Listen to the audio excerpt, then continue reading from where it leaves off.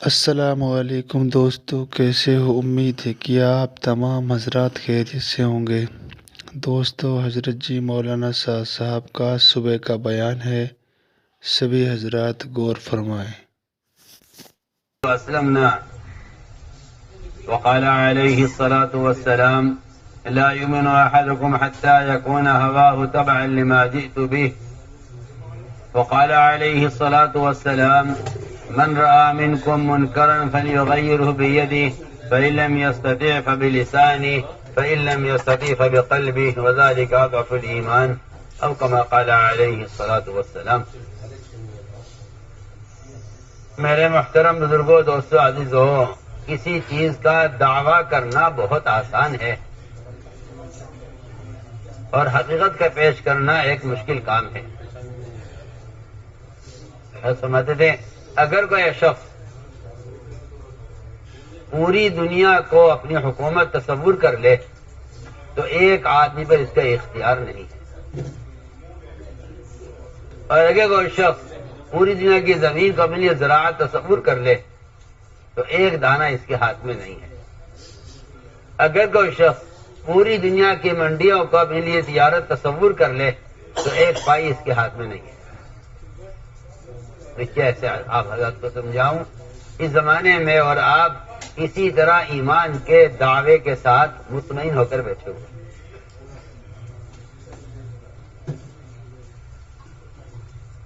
ایک چیز کی حقیقت ہوتی ہے، ایک اس کا وجود ہے، ایک اس کا تصور ہے۔ اگر آپ تجارت کو تصور کر لیں تو اس تصور سے آپ ایک پائی حاصل نہیں کر سکتے۔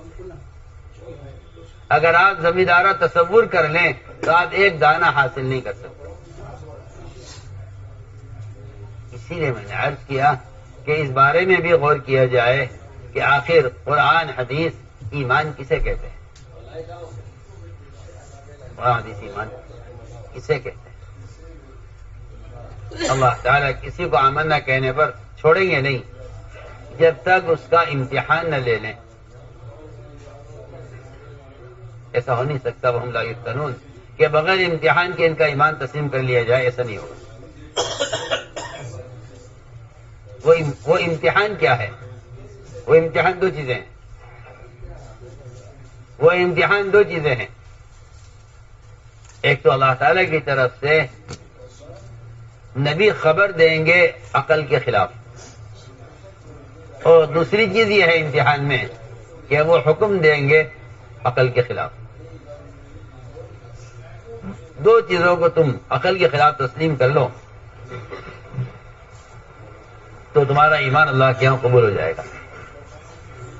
دو چیزیں قبول کر لو، ایک اخبار، ایک احکام، اور دونوں چیزیں آپ کی سمجھ، عقل، حالات، تجربے سب کہیں گے آپ کی چاہت کے بھی خلاف ہوں گی۔ بلکہ میں کہتا ہوں کہ جو احکام ہیں وہ آپ کی فطری تقاضوں کے بھی خلاف ہوں گے۔ احکام آپ کے فطری تقاضوں کے خلاف ہوں گے۔ آپ غور کر لیجئے، جتنے بھی احکام ہیں انسان کے فطری تقاضوں کے خلاف ہیں۔ نیند کا تقاضا ہے نماز فرض ہے، مال کا تقاضا ہے زکوٰۃ فرض ہے، بھوک پیاس کا تقاضا ہے روزہ فرض ہے، شہوت کا تقاضا ہے زنا حرام ہے، اولاد کا تقاضا ہے اولاد کو ذبح کرنے کا حکم دیا ہے ابراہیم علیہ السلام۔ کوئی ایک لمحہ، کوئی خواہش، کوئی ضرورت ایسی نہیں ملے گی جس کے مقابلے میں حکم نہ آیا۔ مقابلے میں ہم نے یہ مزاج بنایا ہے کہ جو احکام آ رہے ہیں اللہ کی طرف سے ان احکام کو دنیا پر پیش کر کے دیکھ لو، اگر دنیا اس کو قبول کرے تو عمل کر لو، اور اگر دنیا اس کا انکار کرے تو چھوڑ دو۔ یہ میرا اور آپ کا ایمان ہے، یہ میرا اور آپ کا ایمان ہے جس سے میں اور آپ مطمئن ہو کر بیٹھے ہوئے ہیں۔ میرا اور آپ کا ایمان اللہ اکبر حکم کے تابع نہیں ہے، حالات کے تابع ہے۔ حکومت کیا کہتی ہے، قانون کیا کہتا ہے، ماحول کیا کہتا ہے، ہمارا کلچر کیا کہتا ہے، ہماری سوسائٹی کیا کہتی ہے، ہمارے پڑوسی کیا کہتے ہیں۔ قرآن نے صاف کہا ہے، قرآن نے صاف کہا ہے کہ جو اللہ تعالیٰ کے حکم کے مقابلے میں مخلوق کی بات مانے انہوں نے مخلوق کو اپنا رب بنایا ہوا ہے۔ آپ سوچئے تو صحیح، کتنی سخت بات ہے۔ ہمیں اور آپ کو ایک عادت ہو گئی ہے، ہمارا رب تو اللہ ہے، ہمارا رب تو اللہ ہے۔ بالکل نہیں، ربوبیت اللہ کے رب ہونے کا تقاضا اور مطلب یہ ہے کہ پھر آپ ان کے خلاف دوسروں کی بات نہیں مانیں گے، اس کو رب ماننا کہتے ہیں۔ اگر آپ اللہ کے مقابلے میں اللہ کے غیر کی بات مان رہے ہیں تو آپ نے اللہ کے غیر کو اپنا رب بنایا ہوا ہے۔ یہ میں قرآن کی آیت کا ترجمہ کر رہا ہوں، سیدھی بات۔ منافقین کا مزاج یہ تھا کہ دین پر چلو، مگر اتنے دین پر چلو جتنے دین سے دنیا والے راضی رہیں۔ میں آپ سے خدا کی قسم کھا کر کہتا ہوں، بالکل اسی کا نام نفاق ہے۔ اور یہ میں نے اور آپ نے پکڑا ہوا اس زمانے میں کہ اتنا دین اختیار کرو جس سے دنیا والے تمہارے مقابلے پر نہ آئے، دنیا تم سے ناراض نہ ہو، اتنا دین اختیار کرو۔ اگر حالات اور ماحول کے اعتبار سے ایک مسلمان کا لباس بھی بدلتا ہے تو یہ بہروپیہ ہے، اور بہروپیہ منافق کو کہتے ہیں۔ سمجھ رہے یا نہیں؟ یہ تو بیچارے زمانے کے کچے مولوی ہیں جو جھوٹی تعویلیں کر کے سنت کے مقابلے پر کھڑے ہو گئے ہیں۔ مجھے تو اس کا افسوس اور غم ہے بہت زیادہ۔ میں تو آپ سے اب دل کی بات کہہ رہا ہوں، یہ زمانے کے کچے مولوی ہیں جو حالات قوانین کے اعتبار سے چلتے ہیں، سمجھتے ہیں کہ ہم امت کے ہاتھ پر رحم کر رہے ہیں، ہم کہنے آپ امت کو تباہ کر رہے ہیں۔ آپ نے نفاق کا لبادہ پہنا ہوا ہے اور آپ اپنی زبان سے علم کو بگاڑتے ہیں، لیکن آپ کے جسم سے اگر سنتیں ظاہر نہیں ہو رہی ہیں تو آپ سمجھ لیجئے کہ یہ نفاق کا ایک حصہ ہے۔ اگر مسلمان کے حلیے سے سنتیں ظاہر نہیں ہوتی تو نفاق کا ایک حصہ ہے۔ کیوں؟ منافقین کون تھے؟ منافقین وہ تھے جو یہاں ایک حلیے میں ہوتے تھے، وہاں ایک حلیے میں ہوتے تھے۔ وہ یہ کہتے تھے کہ ایسا درمیانہ راستہ اختیار کرو، ایسا درمیانہ راستہ اختیار کرو کہ کفر یہ کہے کہ ہمارے ساتھ ہیں اور مسلمان بھی یہ کہے کہ ہمارے ساتھ ہیں۔ یہ میں آپ سے بنیادی بات عرض کر رہا ہوں۔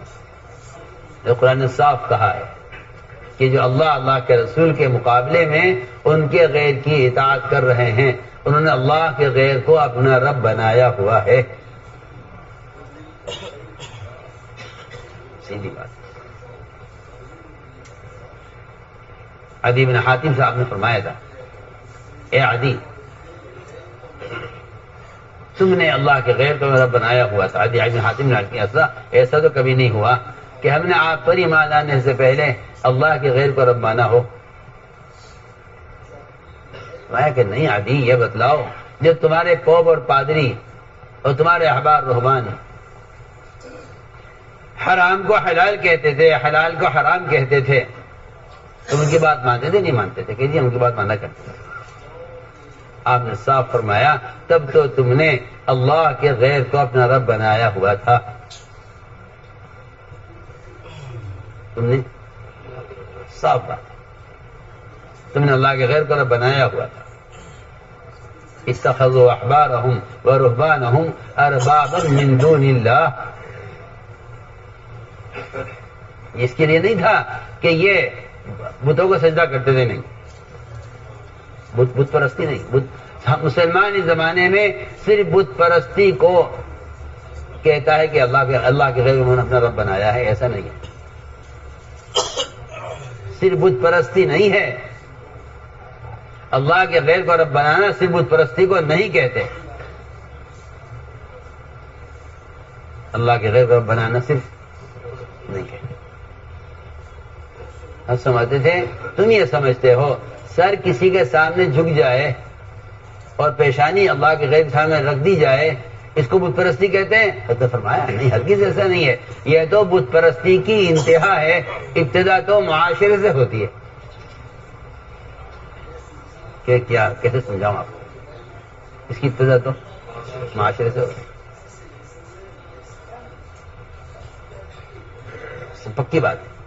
سب سے پہلے غیروں کے طریقے کی طرف مسلمان کا معاشرہ جھکے گا. جو آپ کے نزدیک کوئی چیز نہیں ہے اور آپ کہتے ہیں کہ حالات ایسے ہیں کہ اس بارے میں اگر سکوت اختیار کیا جائے تو بہتر ہے. آج کل کہاں وہ زمانہ رہ گیا ہے کہ ایک مسلمان اتباع سنت پر آوے. آپ اس کو چھوڑیے. اس وقت تو فرائض کے لالے پڑے ہوئے ہیں. فرائض کے لالے اس لیے پڑے ہوئے ہیں کہ سنتوں کو چھوڑ دیا گیا ہے. جو سنت سے محروم کیا جائے گا وہ فرائض سے محروم کیا جائے گا. جو فرائض سے محروم کیا جائے گا وہ ایمان سے محروم کیا جائے گا. یہ ترتیب ہے. یہ ترتیب ہے. میں نے ایک بات عرض کی ہے کہ سوال اس بات کا ہے کہ آپ کے قلب کا جھکاؤ کس طرف ہے. بدن کا جھکاؤ نہیں دیکھا جائے گا بت پرستی میں. یہ دیکھا جائے گا کہ آپ کے قلب کا میلان کس طرف ہے. آپ کے قلب کا جھکاؤ کس طرف ہے. ابراہیم علیہ السلام نے جو اعلان کیا ہے کہ میں رخ اپنا بنے ہوئے سے بنا ہوا ایک طرف پھیر لیا ہے, اس کا مطلب یہ تھا کہ ابراہیم علیہ السلام نے وہ تمام صفات جن کا اللہ نے حکم دیا ہے ان کو پورا کر کے دکھلایا ہے. ان کو پورا کر کے دکھلایا. تو میں عرض کر رہا ہوں کہ اس زمانے میں یہ غلط فہمی پیدا ہوئی ہے کہ ایمان میرا آپ کے ذہن میں ایک تصور بن کر رہ گیا.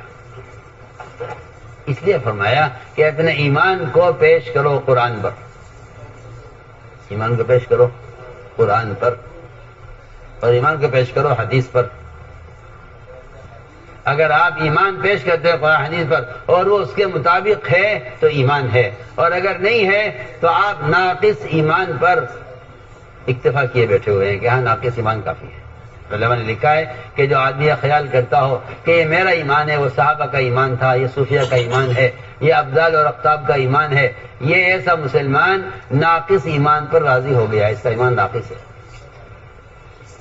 اس کا ایمان ناقص ہے. یہ نہیں کہا جائے گا کہ آپ کے اعتبار سے آپ کا ایمان کافی ہے. جو بڑے ابدال ہیں, بڑے صوفیہ ہیں, بڑے اولیاء اللہ گزرے ہیں, ان کا ایمان ان کے اعتبار سے مناسب ہے. صحابہ کا ایمان صحابہ کے اعتبار سے بالکل یہ جہالت ہے, حماقت ہے. یہ اس کو ایمان نہیں کہتے. جتنا ایمان جس کے پاس ہے اتنا لازم ہے, یہ حماقت اور جہالت ہے. سب کے لیے ایک حکم ہے, آمنو کما آمن الناس, کہ ایمان لاؤ جیسا ایمان صحابہ لائے. اس لیے ایمان کا جو درجہ عقیدے میں ہے اور ایمان کا جو درجہ توحید میں ہے اور ایمان کا جو درجہ اللہ کے ساتھ شرک کرنے سے بچنے میں ہے, وہی درجہ ایمان کا ایک استنجا کرنے کی سنت میں ہے. سیدھی بات ہے.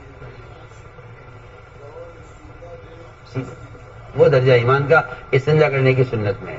اگر آپ کے نزدیک استنجا کرنے کی سنت میں ایمان کا وہ درجہ نہیں ہے تو آپ کا عقیدہ اور آپ کے اللہ کی توحید پر آپ کا یقین یہ بھی متاثر ہو کر رہے گا. ایک دن آئے گا کہ آپ کے نزدیک عقیدہ اور توحید کوئی چیز نہیں رہے گی. کیوں؟ اس لیے کہ آپ نے جن کا معاشرہ اختیار کیا ہے وہ اللہ کے انکار کرنے والے ہیں. ان کا معاشرہ آپ کو اللہ کے انکار تک پہنچائے گا. آپ سوچ لیجئے میں کیا کہہ رہا ہوں. آپ یہ مت سمجھیے کہ آپ فرائض پر باقی رہیں گے. ایسا نہیں ہو سکتا. ایسا نہیں ہو سکتا. جس کا معاشرہ بگڑے گا اس کی عبادات بگڑیں گی. جس کی عبادات بگڑیں گی اس کے عقائد بگڑیں گے. جس کے عقائد بگڑیں گے وہ مرتد ہوگا. یہ ترتیب ہے. سیدھی بات. اس لیے ایمان کو جو بیان کیا گیا ہے حدیثوں میں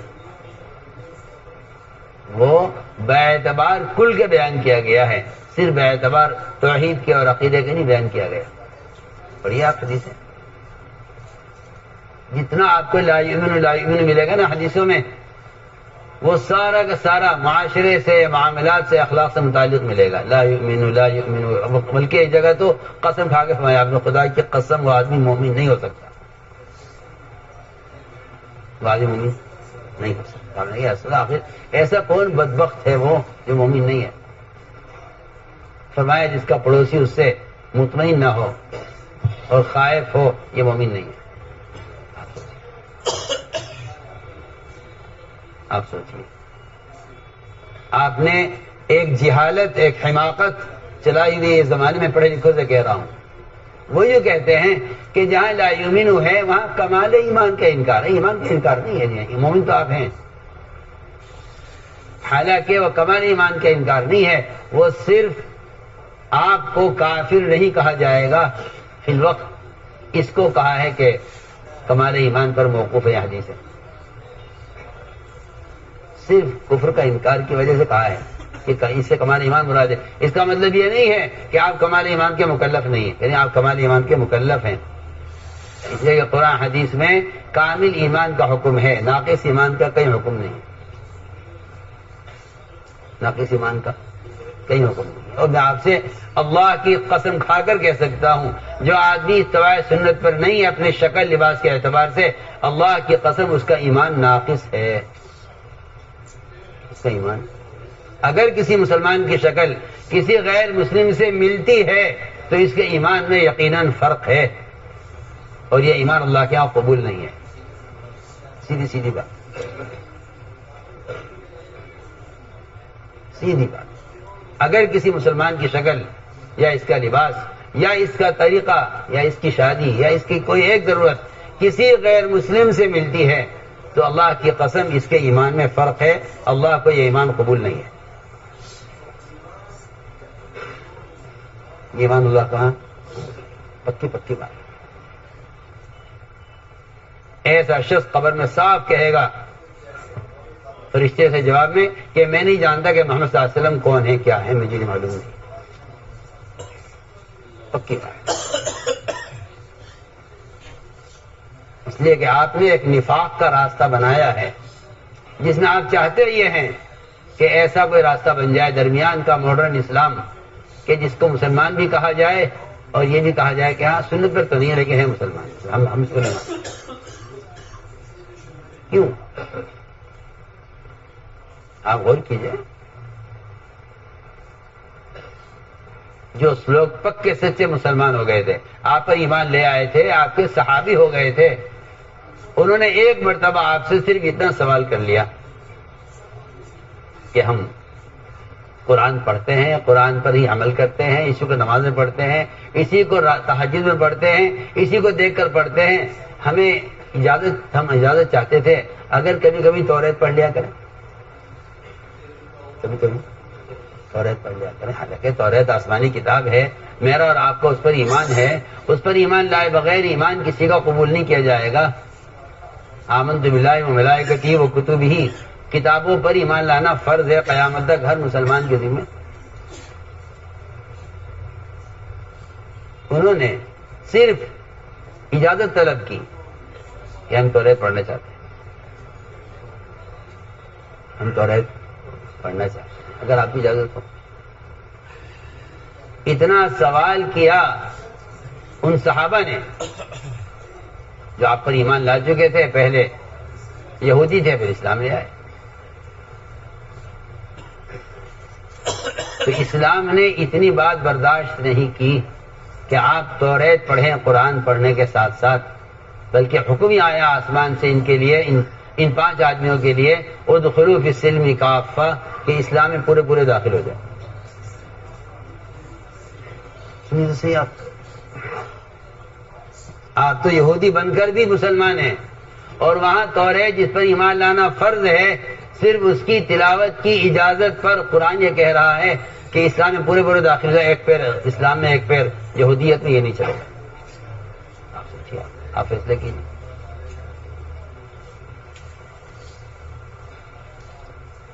اسلام کیا کہہ رہا؟ ادخلوا، یہ آیت نازل اسی وقت ہوئی، ادخلوا فی السلم کافہ. یہ نہیں کہ آپ دو نمازیں پڑھیں، 3 چھوڑ دیں، 3 پڑھیں 2 چھوڑ دیں، اس پر آیت نازل ہو جاؤ کہ اسلام میں پورے داخل ہو جاؤ، یا آپ شراب کو حلال کہہ دیں، یا آپ زکوٰۃ کا انکار کر دیں. نہیں، بالکل نہیں، یہ نہیں ہے. انہوں نے کسی فریضے کا انکار نہیں کیا، انہوں نے کسی عمل کا انکار نہیں کیا. انہوں نے صرف اتنی اجازت چاہی کہ ہم قرآن تو پڑھتے ہی ہیں، کبھی کبھی توریت پڑھ لیا کریں، آسمانی کتاب ہے، ہمارے نبی موسیٰ علیہ السلام پر نازل کی گئی ہے. ہم پہلے کیونکہ یہودی تھے موسیٰ علیہ السلام کو مانتے تھے، اب ہم اسلام میں آ گئے ہیں، اگر آپ اجازت دیں تو کیا ہم توریت پڑھ لیا کریں؟ اس پر تو قرآن نے ڈانٹ پلائی، ادخلوا فی السلم کافہ، اسلام گروپ داخل ہو جاؤ۔ اور عمر جیسے عالم نے جن کے بارے میں فرمایا کہ میرے بعد نبی ہوتے، عمر نبی ہو سکتے تھے، انہوں نے صرف اپنی معلومات کے لیے، جاننے کے لیے کہ معلوم تو ہو اللہ نے موسیٰ علیہ السلام کے احکام دیے تھے، توریت کا ایک ورق پڑھا، ایک ورق، توریت کا ایک ورق پڑھا، اور اسے پڑھ کر آپ کے لے کر آپ میں حاضر ہے۔ میں عمر ہاتھ میں کیا ہے کاغذ، کیسے کاغذ لے پھر رہے کہ جی یہ توریت کا ایک ورق ہے جو میں نے لیا ہے بنی اسرائیل ان لوگوں سے، یہود سے، تاکہ ہم دیکھیں تو صحیح اللہ نے موسیٰ علیہ السلام کے احکام دیے تھے۔ آپ کو اتنا غصہ آیا، اتنا غصہ آیا، حضرت عمر سے کچھ نہیں کہا، آپ سیدھے مسجد میں گئے اور منبر پر بیٹھے آپ، اور آپ کو غصہ اتنا تھا کہ انصار میں اعلان ہو گیا کہ تلواریں لے چلو، اللہ کے نبی کا کسی نے زیادہ ستایا ہے، جس کو اشارہ کریں گے اس کو ہم قتل کر دیں گے۔ آج پوری مسجد بھر گئی صحابہ سے، ہر ایک کے ہاتھ میں تلوار تھی، سارا غصہ تمہیں پر تھا کہ توریت کیوں پڑھی؟ آپ سوچیے، آپ سارے دین کو بدل کر ایک نیا دین پیش کریں امت پر، قانون کے لحاظ سے اور معاشرے کے لحاظ سے اور مسلمانوں کی ضرورت کے لحاظ سے، اور آپ کہیں نہیں جی ٹھیک ہے، اب آج کل کے زمانے میں تو اس کے علاوہ کچھ ہو نہیں سکتا۔ مجھے افسوس ان مولویوں پر ہے، میں صاف صاف آپ سے کہہ رہا ہوں، جنہوں نے درمیان کے راستے کی تائید کی ہے۔ یہ نفاق ہے، ایمان نہیں ہے، یہ نفاق ہے، ایمان نہیں ہے۔ مجھے بڑا افسوس ہے، اس پر بڑا افسوس۔ احیاء سنت کو اپنے ذمہ فرض نہ سمجھنا اسلام سے محرومی کا سبب ہے۔ سنت کے احیاء کو اپنے ذمہ کیا نہ سمجھنا؟ احیاء سنت کو اپنے ذمہ فرض نہ سمجھنا اللہ کی قسم اسلام سے محرومی کا سبب ہے۔ یا تو تم احیاء سنت پر آؤ، اور اگر تمہارا مقصد احیاء سنت نہیں ہے تو پھر تم ایک وقت آئے گا کہ تم اسلام کے فرائض کے انکار پر آؤ گے، سیدھی سیدھی بات۔ اللہ کو ناقص دین اللہ کے یہاں قبول نہیں ہے۔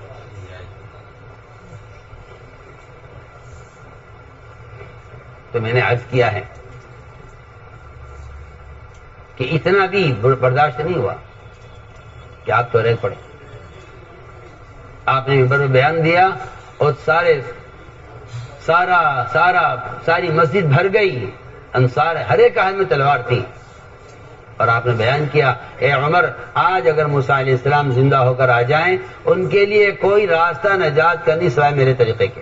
اگر انہوں نے اپنی شریعت پر موسیٰ علیہ السلام نے عمل کیا وہ نجات نہیں پائیں گے، اور اگر تم نے ان کی شریعت پر عمل کیا تم گمراہ ہو جاؤ گے۔ یہ دونوں باتیں فرمائیں۔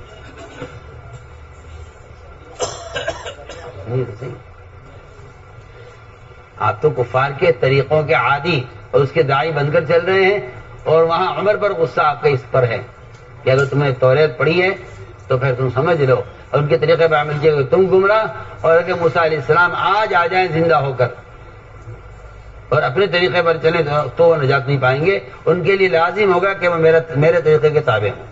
اگر نبی آپ صلی اللہ علیہ وسلم کے طریقے کے تابع ہوئے بغیر نجات نہیں پا سکتے تو آپ کی امت آپ کے طریقے کے خلاف نجات کیسے پا سکتی ہے؟ آپ فیصلہ کیجیے۔ جو مستقل شریعت لائے ہیں، جن کی مستقل شریعت ہے موسیٰ علیہ السلام کی، اگر وہ آپ کے اتباع کے بغیر نجات نہیں پا سکتے تو جو امت آپ کی شریعت پر ہے وہ دوسروں کے طریقے پر نجات کیسے پا سکتی ہے؟ آپ کو شیطان نے پٹی پڑھائی ہے کہ 5 نمازیں فرض ہیں اور زکوٰۃ اور حج اور روزہ ہے، بس یہ اسلام ہے، جس کے پاس یہ ہے وہ مسلمان ہے۔ حالانکہ میں آپ سے اندر کی بات بتاؤں، اصل یہ کفر سے نکلنے کی شرائط ہیں۔ فرائض کا ادا کرنا کفر سے نکلنے کی شرائط، یہ کفر سے نکلنے کی شرائط ہیں۔ جس طرح آپ بغیر ویزے کے کسی ملک میں داخل نہیں ہو سکتے، اللہ کی قسم ان فرائض کے بغیر آپ اسلام میں داخل نہیں ہو سکتے۔ جیسا آپ سمجھ رہے ہیں نا، وہ کمال ہے ہمارا دین کہ ہم فرائض پر عمل کرتے ہیں. یہ کفر اسلام کی کا آخری بارڈر ہے. بالکل کفر اسلام کا، یہ کفر اسلام کا آخری بارڈر ہے، یہ فرائض کا ادا کرنا، فرائض کا ادا کرنا. یہ اسلام کا آخری بارڈر ہے.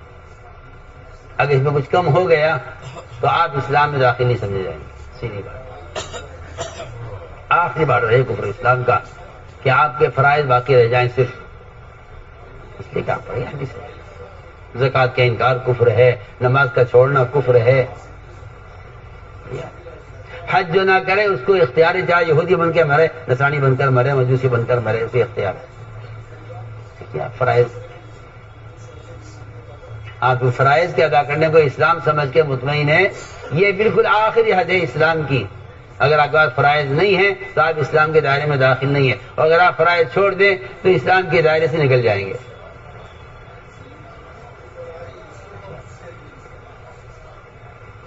جیسا آپ کے نزدیک اسلام کافی ہے. تو میرے دوستوں، میں یاد کرنا چاہتا ہوں کہ آپ حدیث پر ایمان تو پیش کیجئے اور پھر دیکھیے کہ احادیث میں ایمان کسے کہا گیا ہے. احادیث میں ایمان کسے کہا گیا ہے؟ لا یؤمن احدکم حتی یکون ہواہ تبعا لما جئت بہ. جتنا کچھ میں لے کر آیا ہوں اگر آپ عملی طور پر آپ کے پاس نہیں ہے تو پھر آپ ایمان والے نہیں ہو سکتے. وہ تو لوگوں نے تعویلیں کر کے تعبیرات کے زور کو ختم کر دیا. اب مسلمان عبرت نہیں لیتے ان حدیث سے، کیونکہ وہ اس بات سے مطمئن ہے کہ بھئی یہ ایمان تو اونچے درجے کا ایمان ہے، میں اس کے قابل نہیں ہوں. لہذا میرے لیے میرے اعتبار سے ایمان، صحابہ کے لیے صحابہ کے اعتبار سے ایمان، اور صوفیہ کے لیے صوفیہ کے اعتبار سے ایمان. یہ جہالت ہے، حماقت ہے. اسلام میں اس کی کوئی اصل نہیں. مولوی صاحب سن رہے؟ اسلام میں اس کی کوئی اصل نہیں ہے کہ آپ یہ کہیں کہ بھئی ایمان حالات کے زمانے کے اعتبار سے ہوگا. نہیں، نفاق کا جو خطرہ ابو بکر کو ہے وہی خطرہ حنظلہ کو ہے. آپ دیکھیں حنظلہ کا مقام دیکھیے اور صدیق کا مقام دیکھیے. یہ بات نہیں ہے کہ ابو بکر کا ایمان تو ایسا ایمان ہے کہ ان کو تو نفاق محسوس ہوگا. حنظلہ کا ایمان، حنظلہ کا ابو بکر کے ایمان میں فرق ہے. اس لیے حنظلہ کو وہ فکر نہیں ہے نفاق کی جو ابو بکر کو ہے. غلط خیال ہے آپ کا. دونوں کا ایک فکر تھا کہ نافقہ حنظلہ ادھر نافقہ ابو بکر. دونوں اس میں حاضر ہوئے کہ ہم تو منافق ہو گئے ہیں. اس روایت سے معلوم ہوتا ہے کہ صحابہ میں بھی ایمان کے درجے الگ الگ نہیں تھے، بلکہ جو نفاق کا خوف ابو بکر کو ہے وہ حنظلہ کو ہے. سمجھائیں ہماری بات؟ نافقہ حنظلہ کہنے میں وہ تو نہیں ہے. ہاں نافقہ ابو بکر ٹھیک ہے، کیونکہ ابو بکر کا ایمان اس قابل ہے کہ ان کو نفاق کا خوف ہو. یعنی جو خوف نفاق کا ابو بکر کو ہے وہ خوف نفاق کا حنظلہ کو ہے. نافقہ حنظلہ. اس لیے ہم عرض کر رہے کھل کر صاف کہ اس بات پر غور کیا جائے، ورنہ مسلمان سنتوں سے ننگا ہو گیا ہے یہ سوچ کر کہ اس کا ایمان سے کیا تعلق ہے. منافقین کیونکہ ایمان نہیں رکھتے تھے، میں بہت اہم بات کہہ رہا ہوں، منافقین کیونکہ ایمان نہیں رکھتے تھے اس لیے منافقین یہ کہتے تھے کہ چھوٹی چھوٹی چیزوں میں کیوں رج رہے آپ، استنجا ایسے کرو اور دائیں ہاتھ سے کھانا کھاؤ، یہ چھوٹی چھوٹی چیزوں میں کیوں رج رہے آپ. ہاں، جو آج کا مسلمان کر رہا، میں اللہ کی قسم کھا کر کہتا ہوں، جو آج کے پڑھے لکھے لوگ کر رہے ہیں اس کام کو زمانے منافقین کیا کرتے تھے. میں آپ سے بالکل قسم کھا کر دل سے بات کر رہا ہوں. مجھے بڑا افسوس ہے اس کا. ایک سال میں مجھے خط لکھا، میں حیران ہو گیا. میں نے کہا جی آپ پینٹ شرٹ میں نماز کو، میں نے کہا تجھے شرم نہیں آئی؟ تو مولوی ہو کر تجھے اس بات پہ اشکال ہے؟ تجھے شرم نہیں آئی اس بات کو لکھتے ہوئے؟ تم اگر اپنے لباس میں یہودیوں کے نظام میں نہیں جا سکتے تو اللہ کے گھر میں ان کے لباس میں کیسے آ سکتے ہو؟ تم خود فیصلہ کرو. آج بڑے فتویٰ پوچھنے والے. وہ تو جب دل میں یہودیت سما جاتی ہے اور یہود و نصارہ کے طریقے دلوں میں پیوست ہو جاتے ہیں پھر ایسے لوگوں کو یہ باتیں کھلتی ہیں. کیونکہ جس چیز سے انسان کو محبت ہوگی اس کے خلاف سننا پسند نہیں کرے گا، چاہے وہ شرک ہو یا کفر ہو، یہودیت ہو، بدعت ہو، جو بھی کچھ ہو. اگر مولانا فرماتے تھے جو آدمی بدعت سے محبت کرے گا وہ سنت کے مقابلے میں لڑے گا، وہ کیونکہ اس کو بدعت سے محبت ہے. اب لائیے آپ سنت ہے کیا بات. مولانا الیاس صاحب والے کا یہ مقصد تھا کہ میں اس کام سے ایک ایسی قوم تیار کرنا چاہتا ہوں جن کو دیکھ کر لوگ کہیں کہ ہاں یہ سنت ہے، یہ اسلام ہے. یہ تھوڑی کہ آپ 5 وقت کی نماز ادا کر کے سمجھے کہ یہ اسلام ہے. صحیح بات. ہمارے کام کا مقصد یہ ہے سنت تھا.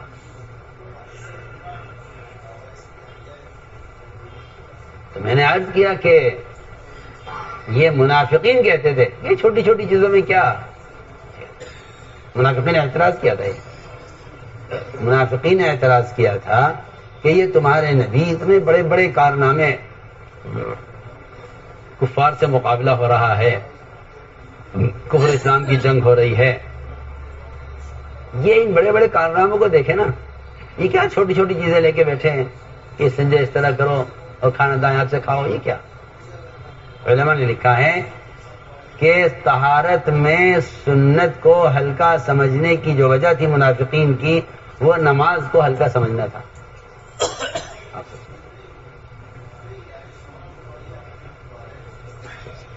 یہ اس کی وجہ لکھی کہ جو نماز کو ہلکا سمجھتے تھے وہ طہارت کی سنت کو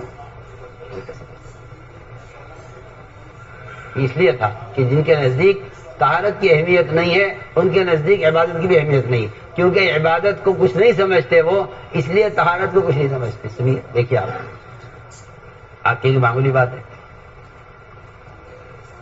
اس لیے ہم نے عرض کیا کہ کسی ایک سنت کو ہلکا سمجھنا یہ نفاق کا حصہ تھا کسی زمانے میں. سنت کو سمجھنا یہ نفاق تھا کسی زمانے میں. اور آج مجھے اللہ معاف فرمائے، میں دیکھتا ہوں ان کے پاس علم ہے، ان کی طرف علم عالم ہونے کی نسبت ہے ان کی طرف، مگر یہ یہود و نصارہ کے طریقے ان کے دلوں میں ایسے سماج چکے ہیں کہ انہیں نظر آتا ہے کہ بھئی دیکھو تھوڑی سی سہولت کرو اسلام میں دیا، اسلام میں تنگی نہیں ہے، اسلام میں تنگی نہیں ہے. نہیں، اسلام اتنا مستغنی مذہب ہے کہ اگر آپ عادات بھی غیروں کے طریقے پر ہیں تو اسلام کو آپ کی ضرورت نہیں ہے. اسلام کو آپ کی ضرورت نہیں. میں نے تو آپ کو بہت اچھی مثال دے دی ہے. اللہ کرے یاد رہ جائے کہ اگر توریت بھی آپ پڑھنا چاہتے ہیں تو آپ اسلام میں پورے داخل نہیں ہوئے. آسمانی کتاب ہے توریت،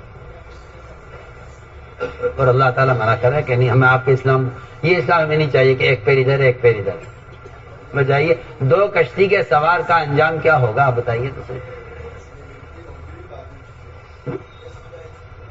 2 کشتی چلائیے آپ سمندر میں، دونوں کسی نے ایک پیر رکھ لیجیے، آپ دیکھیے آپ کا انجام کیا ہوگا. صحیح بات. منافقین کا بالکل معاملہ یہ تھا کہ وہ 2 کشتیوں کے سوار تھے، اس لیے تباہی، وہ ان کا انجام تباہی تھا. وہ 2 کشتی کے سوار تھے، وہ 2 کشتی کے سوار تھے، وہ 2 کشتی کے سوار تھے، اس لیے ہمیشہ ان کا انجام خراب ہوا ہے. کیونکہ وہ یہ کہتے تھے کہ ایک درمیانہ راستہ نکالو. آج بھی مسلمان اس درمیانے راستے کو چاہتا ہے اور اس کا داعی بنا ہوا ہے، اور اس کا داعی بنا ہوا. آج بھی یہ بات ہے کہ مسلمان درمیانہ راستہ چاہتا ہے، اور اس کا خیال یہ ہے کہ یہ بھائی سنتیں اور یہ حلیہ اور یہ تو بزرگوں کی علامت ہے، اور میں تو بزرگ نہیں ہوں کہ نہیں، یہ مسلمان کی علامت ہے. یہ تو آپ مسلمان ہی، آپ غیر مسلم ہیں، اس کے علاوہ کوئی تیسرا مذہب تو کوئی ہے نہیں. سیدھی بات ہے.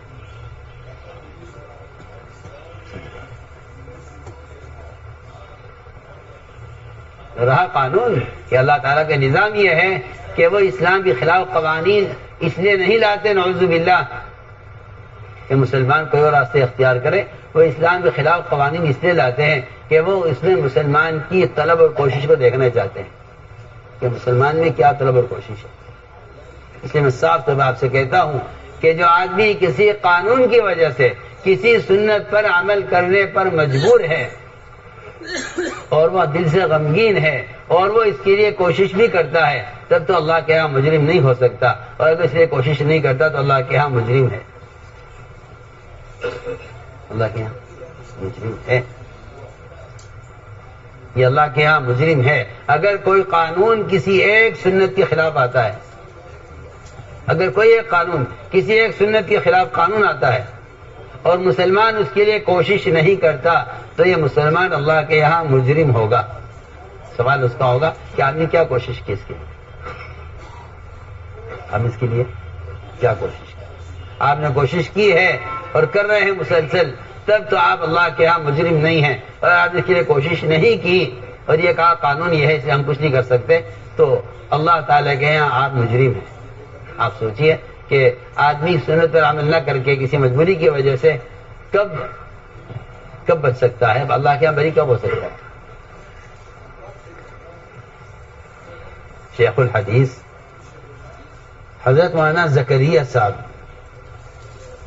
اللہ اکبر عجیب بات فرمائی، درس بخاری سے میں بیان فرمایا، عجیب بات فرمائی، میں کہا کہ اللہ تعالیٰ کے یہاں خلاف سنت عمل کرنے والا اللہ کے یہاں وہ شخص بری ہو سکتا ہے کہ اگر کسی ایک سنت پر عمل کرنے سے جسم کے اندر نقصان کا اندیشہ ہے، اور ڈاکٹر نے منع کر دیا ہے کہ آپ ایسا نہ کرنا۔ میں اس کی مثال پہلے عرض کرتا ہوں تاکہ آسان ہو جائے، بہت آسان مثال، گدھے کی سواری یا کار کی سواری، گدھے کی سواری ہے یا کار کی سواری۔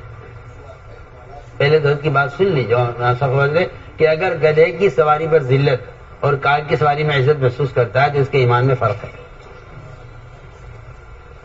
کار کی سواری سنت نہیں ہے، گدھے کی سواری سنت ہے، اس کے ایمان میں۔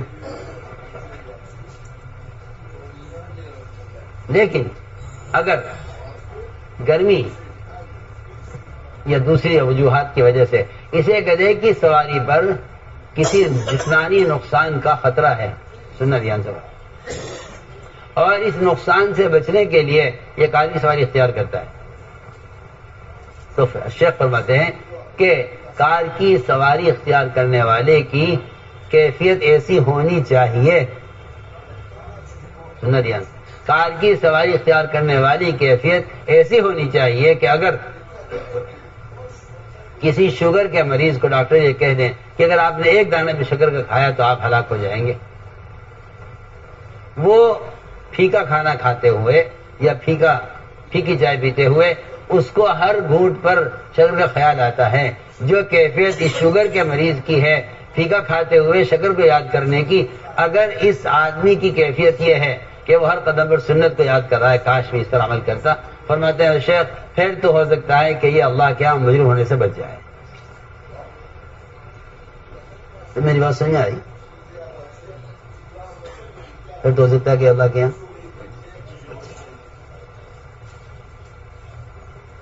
پھر تو ہو سکتا ہے کہ اللہ کے یہاں مجرم ہونے سے بچ جائے۔ اور اگر اس کو خلاف سنت طریقہ پسند ہے، اگر اس کو خلاف سنت طریقہ پسند ہے اور کوئی مجبوری اس کے لیے نہیں ہے، تو بس سیدھی بات یہ ہے کہ آپ نے فرمایا، صاف فرما دیا حدیث میں، من رغب عن سنتی فلیس منی، جو میری سنت سے نہ اعراض کرے وہ میری امت میں سے نہیں ہے۔ آپ غور کر لیں، میری امت میں سے من رغب عن سنتی فلیس منی، وہ میری امت میں سے نہیں ہے. جو میرے کسی بھی عمل سے اعراض کرے میری امت میں سے نہیں.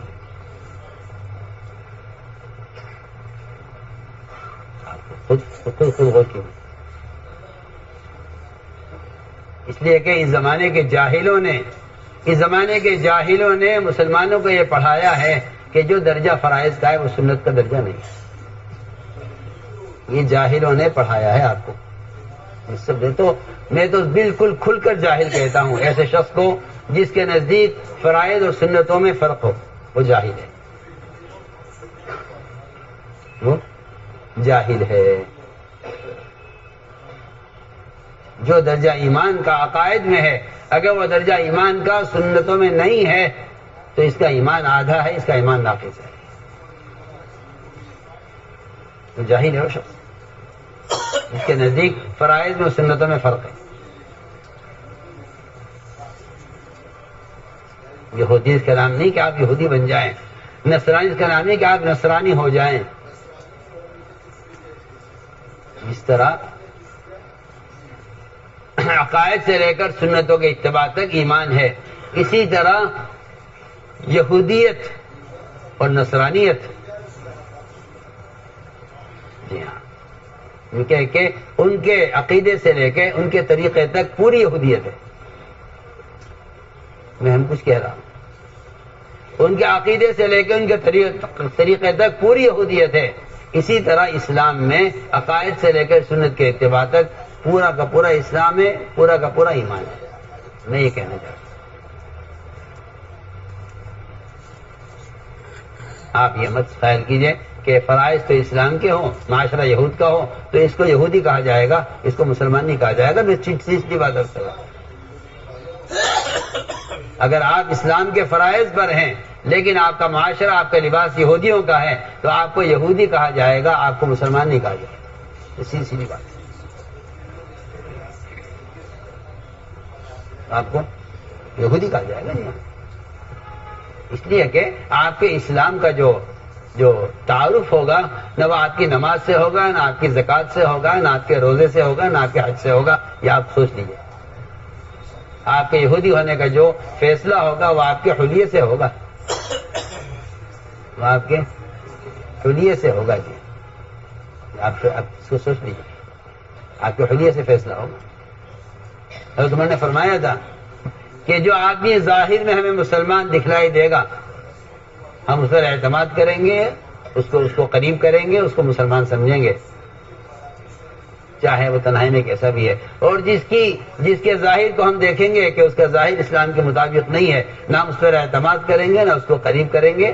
اگرچہ وہ یہ کہے کہ جس کی تہجد بہت اچھی ہے اور اس کی رات کا رونا بہت اچھا ہے اور اس کی تلاوت بہت اچھی ہے اور یہ تو بڑے لمبے لمبے وظیفے. آج کل مسلمانوں میں یہ جہالت عام ہے کہ میاں نماز، ذکر، تلاوت، عبادت کو اچھی کرو، باقی رہا حلیہ اس کا اسلام سے کوئی ایسا ضروری نہیں ہے، جس طرح چاہو بن کر رہو. نہیں، اگر آپ اتباع سنت پر نہیں ہیں تو آپ اسلام کو مٹا رہے ہیں. سیدھی بات. آپ کو اپنے حلیے سے بتانا پڑے گا میں مسلمان ہوں. آپ کو اپنے حلیے سے بتانا پڑے گا کہ آپ مسلمان ہیں. پکی بات. وقال اننی من المسلمین جو قرآن کی آیت کا حصہ ہے، جو دعوت اور عبادت کو جمع کرنے پر بتایا گیا ہے، اس کا مطلب ہی یہی ہے کہ آپ اپنے حلیے سے اپنے آپ کو مسلمان ظاہر کیجئے. اس لیے صاف بات ہے اسلام کے حلیے کو چھپانے والا فاسق ہے. اسلام کے حلیے کو چھپانے والا فاسق ہے. امامت کی بھی قابل نہیں، امامت کے بھی قابل نہیں ہے. امامت کے بھی قابل نہیں ہے. جو آدمی اپنے اسلام کو چھپا رہا ہے حلیے کے اعتبار سے وہ فاسق ہے. آپ جانتے ہیں فاسق کسے کہتے ہیں؟ ان المنافقون هم الفاسقون. پڑھیے نا قرآن کہ منافق فاسق کو ہی تو منافق کہتے ہیں. آپ سنیے تو نہیں کیا کہہ رہا ہوں.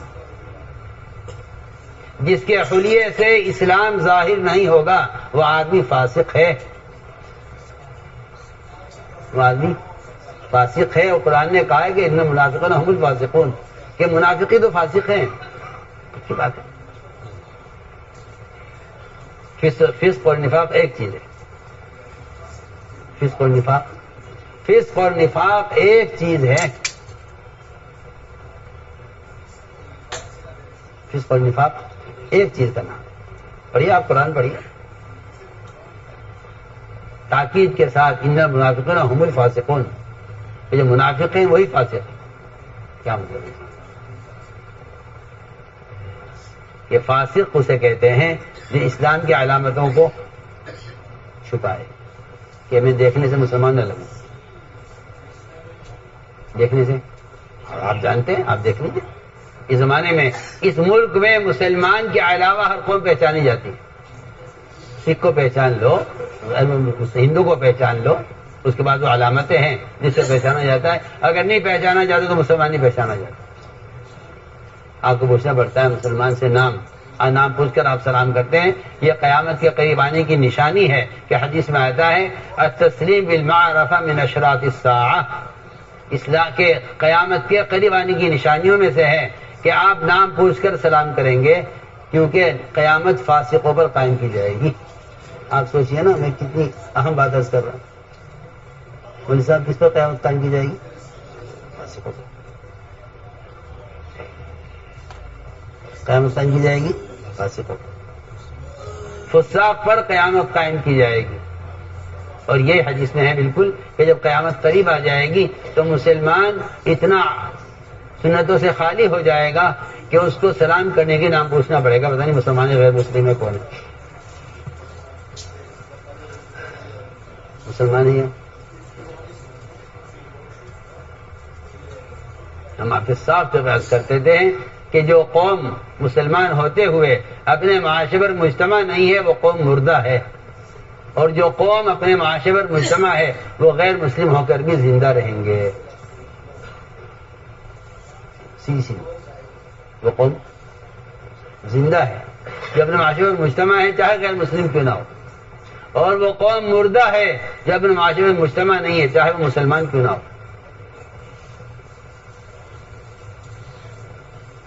سچی بات ہے. اس لیے ہم نے عرض کیا کہ جتنی روایتیں ہیں، احادیث ہیں جس میں لا یؤمنو لا یؤمنو لا یؤمنو، یہ لا یؤمنو اس لیے کہا گیا ہے تاکہ آپ یہ ایمان لائیں.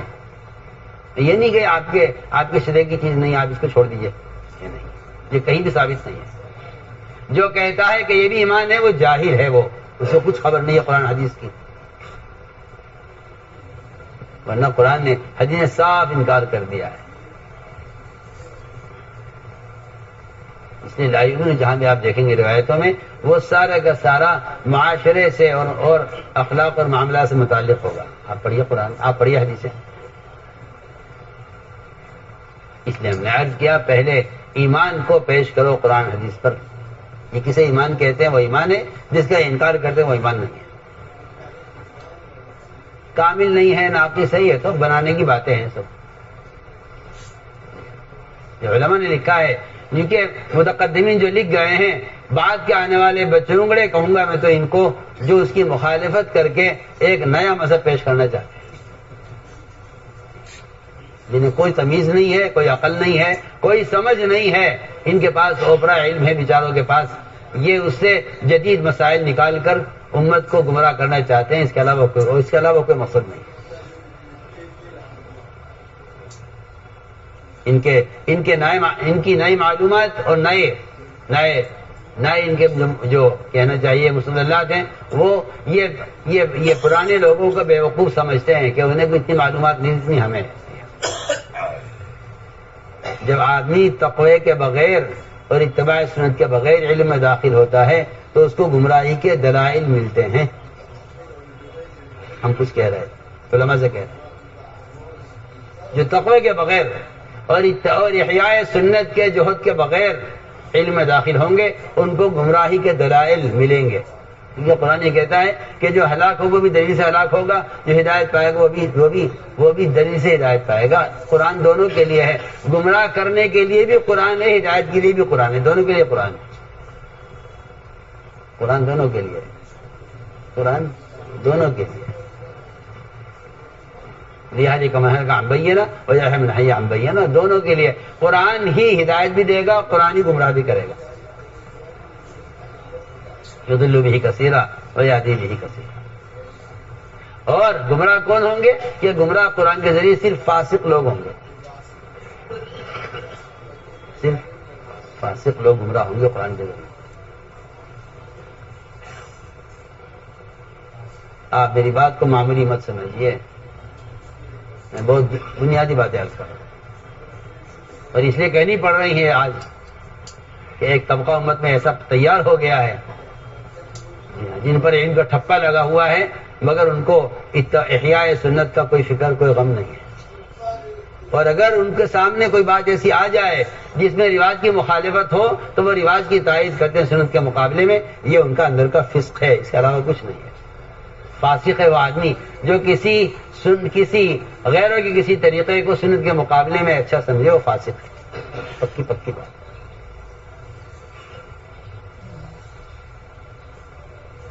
اس لیے کہ دین کا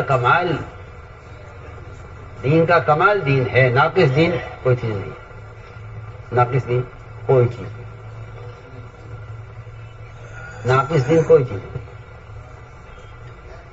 یہ دین اپنے کمال کے ساتھ ہے. تو میں نے عرض کیا کہ آپ احادیث پر غور کیجئے. حضور اکرم صلی اللہ علیہ وسلم کہیں صحابہ سے پوچھ رہے آپ بتاؤ ایمان کیا ہے، کہیں صحابہ آپ سے پوچھ رہے جی ایمان کیا ہے.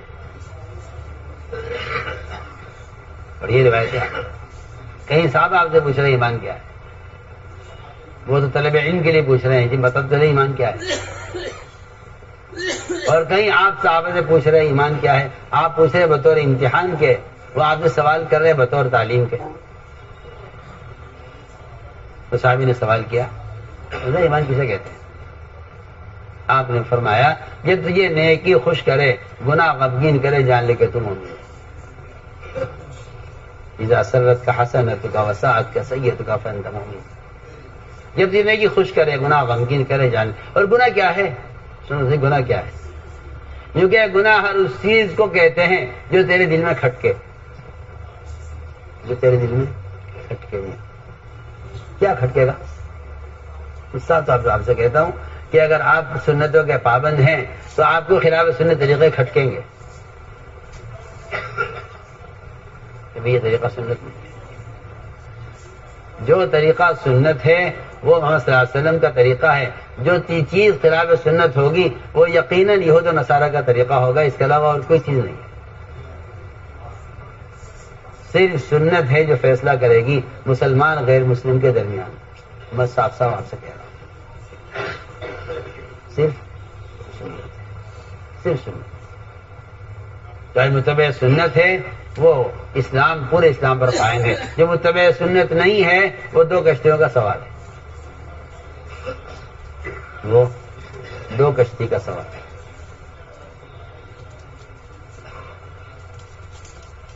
آپ یہ کہتے ہیں جی کیا کریں ہم ایسے ماحول کیا چیز ہے. ایک صاحب مجھ سے کہنے لگے جی میں اصل میں ہم اسکول میں پڑھتے ہیں. میں نے کہا تمہارے اسکول میں سکھ نہیں پڑھتے؟ کہاں پڑھتے ہیں؟ میں نے کہا وہ کہیں جی وہ تمل ناڈو سے رہتے ہیں. کتنی غیرت کی بات ہے. وہ غیر مسلم تو اپنے کلچر کو چھوڑنے کو تیار نہیں ہے، چاہے کہیں چلے جاؤ، وزیر اعظم سے لے کر ایک چپراسی تک. ان کے غیروں کو تو اپنے کلچر میں کوئی شرم نہیں ہے. تمہارے ماحول میں اور تم ان کے ماحول میں جاتے ہوئے شرم آتی ہے. تم سوچو تو صحیح کہ کفر تم سے زیادہ مضبوط ہے، کفر تم سے زیادہ مضبوط. مقداد کا لقمہ ہاتھ سے گرا اور زمین سے اٹھایا اس کو کھانے کے لیے. کھانے کو تھے برابر سے ایک آدمی نے ہاتھ مار کر ان سے کہا کہ مقداد رضی اللہ تعالیٰ عنہ سے کہ آپ مسلمانوں کے امیر ہیں اور ان کے علاقے میں آئے ہیں، یہاں کے لوگ بالکل نئے لوگ ہیں اور یہ بیچارے کفر کے زمانے کے قریب ہیں، یا بعض ان میں غیر بھی ہیں جو یہاں کے بڑے عہدیدار لوگ ہیں، وہ ذرا اچھا نہیں سمجھیں گے کہ آپ لقمہ زمین سے اٹھا کر کھائیں. اس لیے یہاں بے شک یہ سنت تو ہے، مانتے ہیں، لیکن اس سنت پر عمل کا یہاں اس جگہ موقع نہیں ہے. یہ ہے یہ ہے وہ نفاق جو کہہ رہا ہے یہاں موقع نہیں ہے. یہ ہے وہ نفاق جس کا جو کہتا ہے یہاں سنت ہے، یہ مانتے ہو سنت ہے، یہاں موقع نہیں ہے، یہاں اس کا موقع نہیں. بتاؤں مسلمانوں کو شیطان نے کیا دھوکہ دیا ہے؟ شیطان نے مسلمانوں کو یہ دھوکہ دیا ہے کہ سنت پر وہاں عمل کرنا چاہیے جہاں آپ لوگوں کے سنت پر ہنسنے کا سبب نہ بنے. اگر آپ نے یہاں عمل کیا سنت پر تو لوگ آپ پر ہنسیں گے، لہذا آپ ذریعہ بنیں گے سنت پر ہنسنے کا تو آپ کو گناہ ملے گا. یہ شیطان نے ایسی پٹی پڑھائی ہے مسلمانوں کو اس زمانے کے کہ میں کہتا ہوں کہ اس سے بڑا کوئی جاہل نہیں ہے، اس سے بڑا کوئی پاگل نہیں جو کسی ماحول میں سنت کو اس لیے چھوڑ دے کہ لوگ اس پر ہنسیں گے اور میں ذریعہ بنوں گا سنت پر ہنسنے کا. میں تو حیران ہو گیا صاحب کی بات سے. میں تو بیان کر رہے تھے، وہ صاحب میرے جا کے پکڑ لیا انہیں بیان کے بیچ میں. نہیں یہ کیا بات کر رہے ہیں یار، کیا بات کر رہے ہیں؟ آج غلطی ہو گئی. میں نے کہا بہت بڑی غلطی، آپ تو سنت کو مٹانے بیٹھ گئے یہاں. آپ تو یہاں سنت کو مٹانے بیٹھ گئے یہ کہہ کر کہ سنت پر وہاں عمل کرنا چاہیے جہاں کوئی ہنسنے کا سبب نہ بنے. میں نے کہا نہیں، اللہ نے قرآن میں فیصلہ کر دیا ہے، قیامت تک کے لیے فیصلہ ہے کہ جو آدمی کی سنت پر ہنسے گا اللہ تعالیٰ اس سے خود نمٹیں گے. انا کفیناک المستہزئین یہ آپ کے زمانے کے لیے نہیں ہے. سمجھے میں کیا کہہ رہا؟ انا کفیناک المستہزئین یہ آپ کے زمانے کے لیے نہیں. قیامت تک کے لیے فیصلہ ہے. جس زمانے میں بھی جو شخص سنت پر ہنسے گا اللہ اس سے خود نمٹیں گے. اللہ اس سے خود نمٹیں گے. 7 آدمی تھے، 7 آدمی جی استہزاء کرتے تھے، آپ کا مذاق اڑاتے. جبرائیل یہ 7 آدمی ہیں جو میرے طریقے پر ہنستے ہیں. جبرائیل نے کہا دیکھیے کسی وقت اگر یہ 7 آپ کے آس پاس ہوں تو مجھ سے کہیے گا.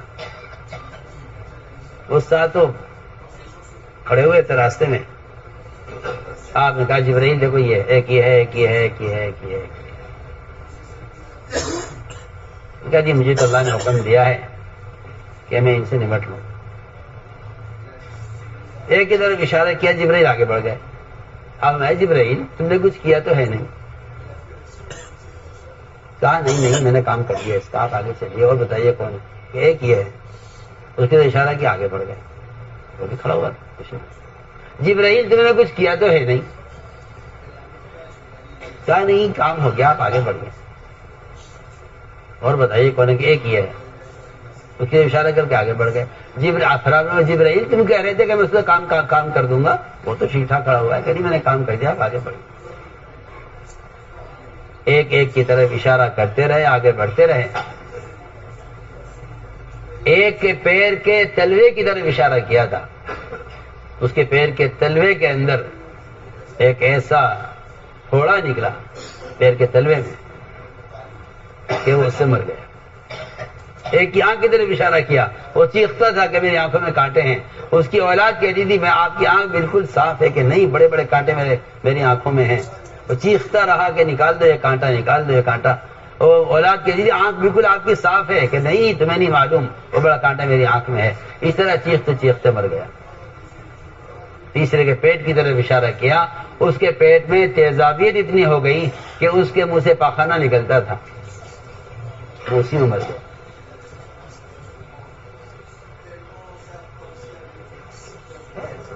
تو بات یہ ہے آپ سمجھتے ہیں آپ کی یہ حماقت ہے کہ کیونکہ مسلمان دنیاوی فنون میں آگے نہیں بڑھا اس لیے غیر مسلط ہے، مسلمان مغلوب ہے. یہ اس زمانے کے جاہلوں کا خیال ہے جو مسلمانوں کے لیڈر بن کر بیٹھے ہیں اور وہ یہ سمجھاتے ہیں مسلمانوں کو کہ اگر تم تعلیم میں آگے ہوتے نا فنون میں تو تم ان پر مسلط ہوتے. کسی صحابی سے کسی نبی سے یہ بات ثابت نہیں ہے. کہیں قرآن حدیث میں یہ بات ثابت نہیں ہے جو آپ کہہ رہے ہیں کہ اگر مسلمان فنون میں آگے ہوتا تو مسلمان غالب ہوتا.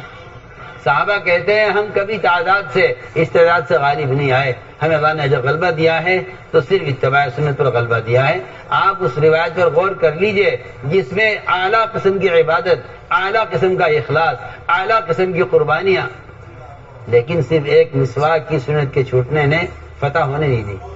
آپ سوچیں تو صحیح, آپ یہودی بن کر غیروں پر مسلط ہونا چاہتے ہیں, وہاں ایک سنت کے چھوٹنے پر بھی صحابہ مغلوب رہے. آپ سنیے تو صحیح میں کیا کہہ رہے ہیں. آپ نے معاشرے میں یہودی بن کر غیروں پر غلبہ چاہتے ہیں, آپ معاشرے میں یہودی بن کر غیروں پر غلبہ چاہتے ہیں, وہاں صحابہ اعلیٰ قسم کا عمل, لیکن صرف ایک مسواک کی سنت کے چھوٹنے کی وجہ سے دشمن پر غلبہ حاصل نہیں ہوا. بیٹھ کر مشورہ کیا, آخر کیا بات ہے, نمازیں اعلیٰ درجے کی ہیں, سچائی اخلاص اعلیٰ درجے کا ہے, اللہ کے لڑ رہے ہیں, آخر کیوں, کہ ہاں مسواک چھوٹ گئی, اب یاد آیا. کیونکہ مسواک کی تو دشمن میدان چھوڑ کر بھاگا.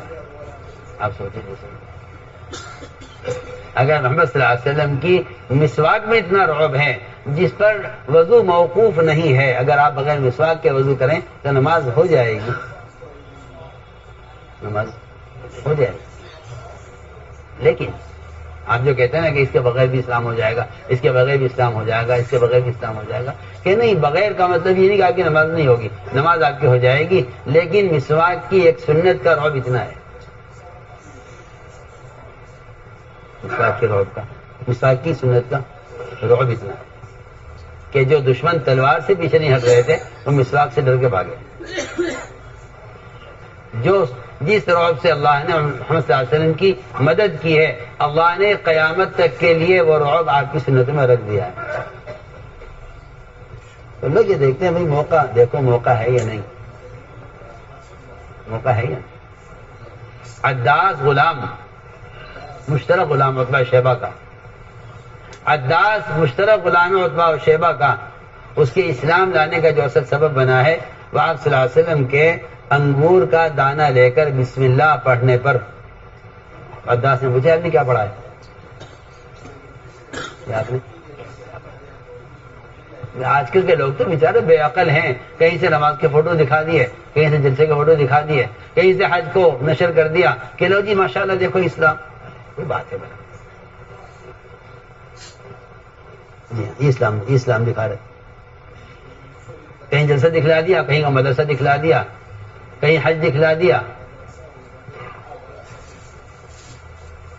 حالانکہ اللہ کے مدد کے آنے کے لیے سب سے بنیادی چیز یہ تھی کہ اگر آپ اتباع سنت پر ہیں تو اللہ تعالی مسلمان کے اتباع سنت کے بقدر باطل کے دل میں رعب پیدا کریں گے. ورنہ بات آپ یاد رکھیے گا, مسلمان کے صرف فرائض کے ادا کرنے سے باطل میں کوئی رعب پیدا نہیں ہوتا, بلکہ روایتوں میں ملتا ہے کہ کفار انتظار میں رہتے تھے کہ نماز پڑھیں گے تو ان پہ حملہ کریں گے, یہ نماز پڑھیں گے. اللہ نے نماز کو پھر سادہ خوف کیا, دو حصوں میں تقسیم کیا کہ بھائی اگر دشمن کا خطرہ ہے تو تمہیں نماز کی 2 جماعتیں کر دو. صلاۃ خوف دی گئی ہے, کیا دی گئی, صلاۃ خوف دی.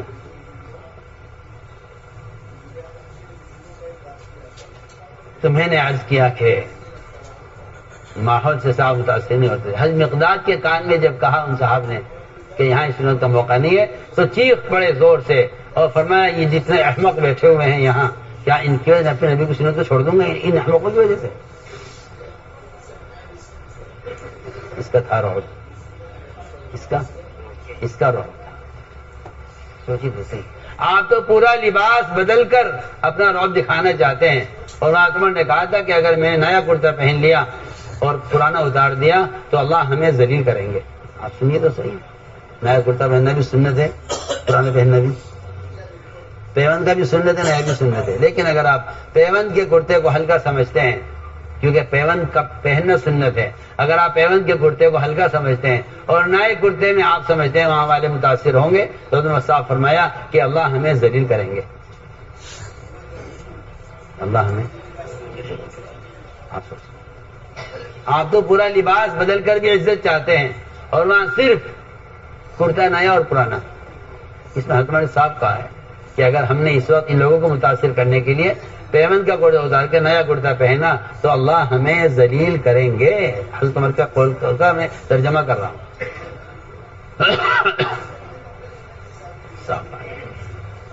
اگر ہم نے عزت تلاش کی ان چیزوں میں جس سے غیر متاثر ہوتے ہیں, آپ دیکھ لیجیے مسلمان کہ اگر میں فنون میں کمال حاصل کر لوں، اور اگر ہم ایٹمیات میں کمال حاصل کر لیں، اور اگر ہم ٹیکنالوجی میں آگے بڑھ جائیں، یہ مسلمان کے یہ سارے ذلت کے اور مغلوب ہونے کے راستے ہیں جن کو آپ عزت کا اور غالب آنے کا ذریعہ سمجھ رہے ہیں. تو کیا کریں؟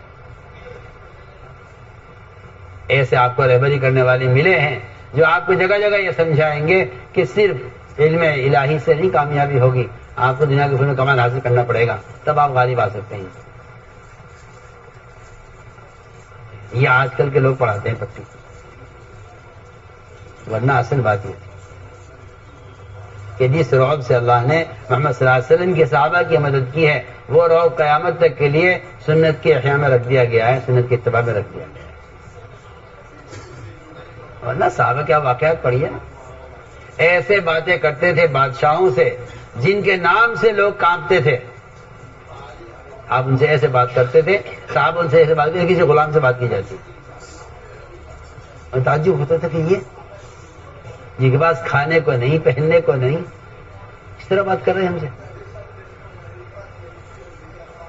اتنا رعب اللہ نے ان کی بات میں رکھا تھا. اگر کوئی مشرک صحابی کی بات کو صرف نقل کر رہا ہے جا کے دوسروں میں، اس نقل کرنے والے مشرک میں بھی اتنا اثر تھا بات کا کہ دشمن میدان چھوڑ کر بھاگا ہے. میں آپ کو واقعہ عرض کرتا ہوں. جن دشمنوں نے صحابہ کی زمین پر قبضہ کیا،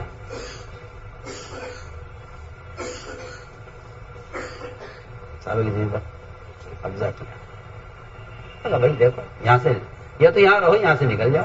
کہ نہیں، ہم یہاں سے نکلیں گے نہیں بلکہ تمہیں نکالیں گے.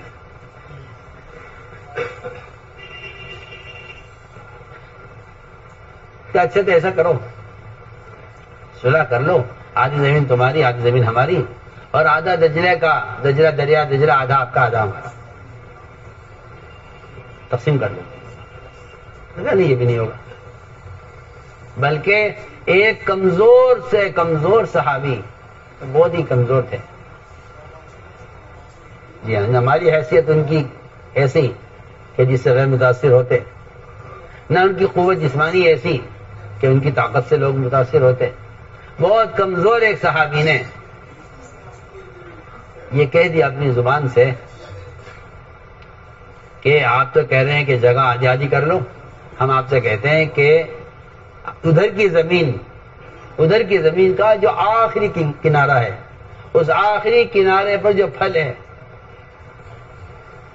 ہم اس پھل کو اپنے یہاں کی آخری زمین کے آخری درخت پر جو شہد کا چھتا لگا ہوا ہے اس کے ساتھ ملا کر کھائیں گے.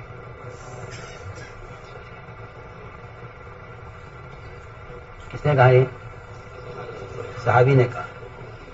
میں نے کہا جی زمین آدھی آدھی کر لو، آدھی زمین آپ کی، ادھر کی زمین آپ کی، ادھر کی زمین ہماری، اور دریائے دجلہ آدھا دریا آپ کا آدھا دریا ہمارا، کھاؤ پیو موج سے رہو. نہیں، آپ سن لیجئے، ہم تو یہ کہتے ہیں کہ آپ کی جو زمین کی کا درخت آخری درخت ہے اس پر جو شہد کا چھتا لگا ہوا ہے، ہم آخری درخت کے پھل کو اس سے ملا کر کھائیں گے. یعنی یہاں کی زمین کا آخری کونا، ادھر کی زمین کا آخری کونا سب ہمارا ہے. یہ ایک صحابی نے کس سے؟ ایک مشرک سے. سنو تو صحیح.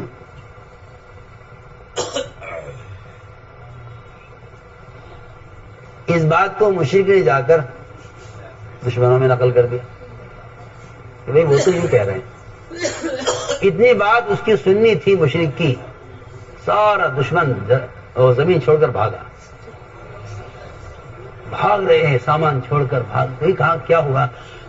آپ کے آدمی نے ایسی بات کہی.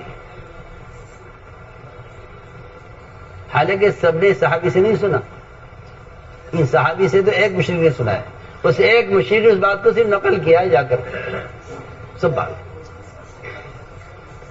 ایک بہت بڑا آدمی سے بھاگا نہیں جا رہا تھا، اس کو ایک صحابی نے پکڑا. بھائی کیا بات ہے، تم لوگ کیوں بھاگ رہے علاقہ چھوڑ کر؟ کیا بات ہے؟ روحا ران سے کہ نہیں، تمہارے ایک آدمی نے ایک بات کہی ہے جس کی وجہ سے ہم سب ڈرے ہوئے ہیں، ہم سب جا رہے ہیں. واقعی کیا بات کی؟ کس نے کہی؟ کہ وہ تمہارے وہ ہے نا وہ فلاں بوڑھا آدمی، انہوں نے بات کی. صاحب نے پکڑا، بھائی ایسا کیا کہہ دیا تم نے کہ کیا میری تو کوئی بات ہی نہیں پیچھے. لوگوں نے کہا نہیں بتاؤ تجھے کیا بات ہوئی. نے کہا میں نے کسی سے کوئی بات ہی نہیں کی. اسے بلایا کہ بھائی دیکھو یہ یوں کہہ رہے ہیں تم نے یہ بات کہی ہے. وہ کہتے ہیں میں نے یہ بات، مجھے تو آپ میں تو پہلی مرتبہ سن رہا ہوں یہ بات، میں نے تو کوئی ایسی بات نہیں کہی کہ یہاں کا پھل یہاں کے شہر سے کھائیں گے لگا کر، میں نے یہ بات نہیں کی. روایت میں آتا ہے کہ ان صحابی کی زبان پر فرشتہ بولا تھا. اس فرشتے کی بات کے نقل کرنے میں بھی ایک مشرک کی بات میں اتنا اثر تھا. اس بات کو جو نقل کیا جا کے مشرک نے، آپ سوچیں جب مشرک کی بات سے اتنا اثر پڑا ہے تو پھر ایک مومن کی بات کا کیا اثر ہونا چاہیے. میں تو ایک مثال کر رہا ہوں. مگر ہماری سب کی کیا کہنا چاہیے، محرومی یہ ہے کہ میں اور آپ یہ کہہ کر بات ختم کر دیتے ہیں کہ وہ صحابی تھے، ہم صحابی نہیں ہیں. میں اللہ کی قسم کھا کر کہہ سکتا ہوں کہ اس امت کی مدد صحابہ کی وجہ سے نہیں تھی. اس امت کی مدد ان طریقوں ضابطے کی وجہ سے تھی جو ضابطے صحابہ نے اختیار کیے. آج اگر یہ امت وہ ضابطے اختیار کرے تو ایک مسلمان کی مدد 10 صحابہ کے بقدر ہوگی، ایک مسلمان کو اجر 50 صحابہ کے بقدر ملے گا. حدیث میں ہے، صحیح روایت ہے. مگر آپ نے تو نیا اسلام جاری کیا ہے نا، ایک نیا اسلام. آپ تو پڑھے لکھے ہیں، آپ کو اللہ نے علم دیا ہے، مگر آپ ماڈرن اسلام چاہتے ہیں. آپ سنت کے نہ داعی ہیں نہ آپ سنت کے احیا کرنے والے ہیں. آپ کو ایک ماڈرن اسلام چاہیے کہ جس سے سب خوش رہیں. آپ کو ایک ماڈرن اسلام چاہیے. آپ کو شرم آتی ہے اتباع سنت میں. اس میں شرم آنے کی وجہ یہ ہے کہ آپ کے دل میں یہود و نصارہ جڑیں پکڑ چکے ہیں، پکی پکی بات. تو میں نے عرض کیا کہ صحابہ سے آپ نے پوچھا ہے ایمان کسے کہتے ہیں. اس لیے آپ اگر غور کریں اس روایت پہ، جس میں ایک جماعت تشکیل کر کے لائے گئی آپ کے پاس، اور آپ صلی اللہ علیہ وسلم دور سے ان کو دیکھا، دور سے دیکھ کر آپ پہچان گئے کہ ایمان والے ہیں.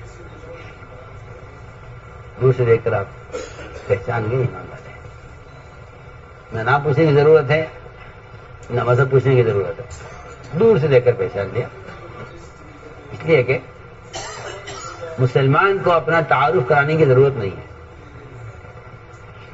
مسلمان کو اپنا تعارف کرانے کی ضرورت نہیں ہے. مسلمان کو اپنا تعارف کرانے کی ضرورت نہیں ہے. جس طرح پولیس والا اپنے لباس سے تعارف کا محتاج نہیں، اس طرح مسلمان اپنے حلیے سے تعارف کا محتاج ہے.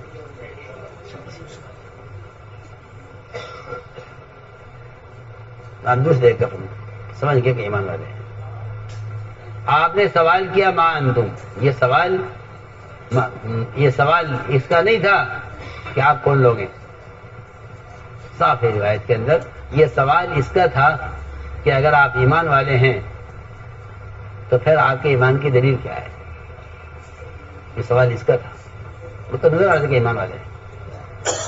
فرمایا ایمان والے تو تم ہو، نظر آ رہا ہے صاف، لیکن تمہارے ایمان کی حقیقت کیا ہے.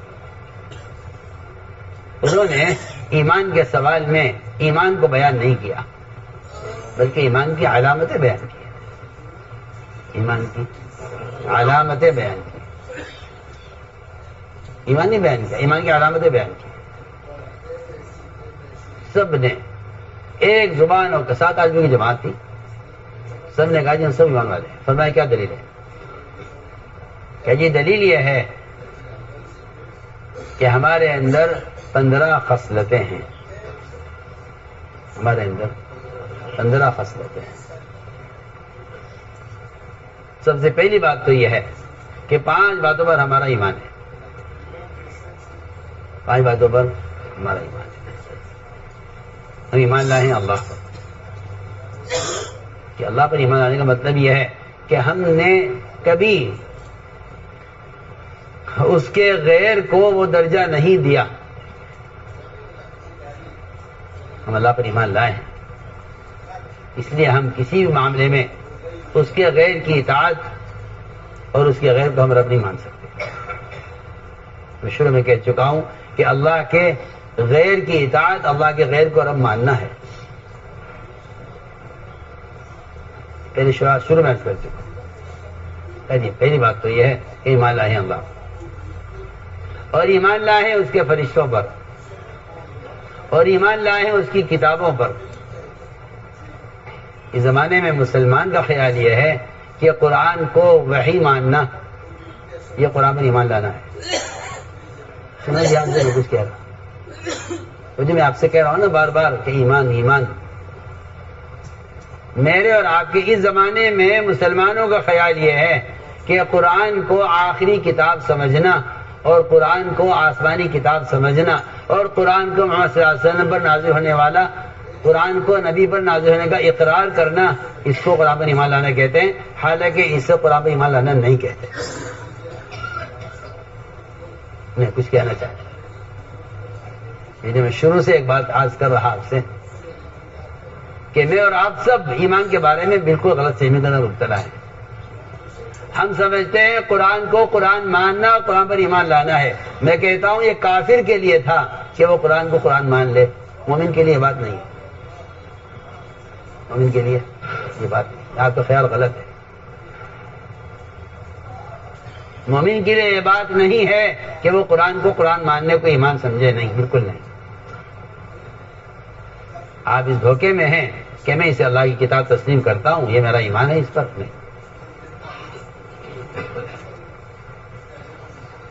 میرے دوستو عزیزو، قرآن کو اللہ کی کتاب تسلیم کر لینا، اس پر تو کفار مکہ بھی پہنچے ہوئے تھے. اس میں دوسرے ایسا پوچھتا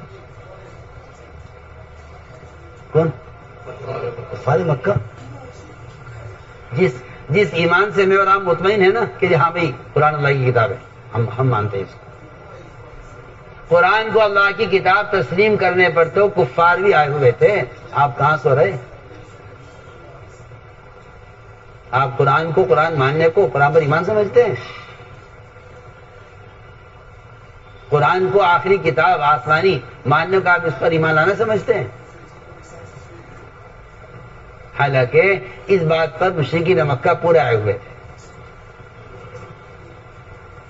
اور آپ کا خیال یہ ہے بھائی ہم قرآن کو اللہ کی کتاب مانتے ہیں لیکن ہمارا قرآن پر ایمان ہے. نہیں، یہ آپ کا ایمان یہ ہے ہی نہیں. آپ سے اس کا مطالبہ ہی نہیں ہے. آپ سے اس کا مطالبہ ہی نہیں ہے. اس کا مطالبہ تو کافر سے تھا کہ آپ اسے اللہ کی کتاب تسلیم کریں، اور کافر اس پر پہنچے ہوئے تھے. مشرکین مکہ خوب جانتے تھے کہ یہ آسمانی کتاب ہے. سنیے آپ، ایک نہیں سینکڑوں قصے سنیے آپ. جس شاعر کا شعر سب سے زیادہ عمدہ مانا جاتا تھا، اس کا شعر بیت اللہ پر لٹکایا جاتا تھا. سورہ کوثر نازل ہوئی، 3 آیتیں. سب سے مختصر صورت. تمہیں علی لے جاؤ، یہ کعبے پر لٹکا دو. یا رسول اللہ، تو بڑے بڑے شاعروں کی لمبی لمبی غزلیں وہاں لٹکی ہوئی ہیں. کہا نہیں علی جاؤ، کوثر لٹکا دو وہاں. سورہ کوثر لٹکائی گئی. سارے کافر شاعروں نے اپنے اپنے اشعار اتار لیا وہاں سے، اور یہ کہا کہ آج تو محمد صلی اللہ علیہ وسلم پر اتنی بلیغ صورت نازل ہوئی ہے کہ اس نے سارے اشعار فیل کر دیا. سارے اشعار. سورہ نجم نازل ہوئی. سورہ نجم کا اسلوب کفار سن کر حیران ہو گئے، کہنے لگا آج تم پر وہ صورت نازل ہوئی ہے، ہماری آج تک کی ساری شاعری ہمیں فیل کر دی.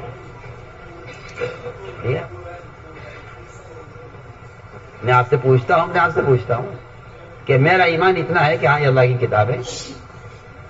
اور آپ کو معلوم ہونا چاہیے کہ کفار مکہ اس بات پر حسد کرتے تھے کہ یہ قرآن پر کیوں نازل کیا گیا ہے. قرآن پر آپ بتائیں، وہ قرآن کو سمجھتے ہوں گے تبھی تو کہہ رہے یہ بات. سنیے نا آپ، انہیں حسد ہے اس پر. وہ قرآن میں خود اللہ نے بیان کیا ہے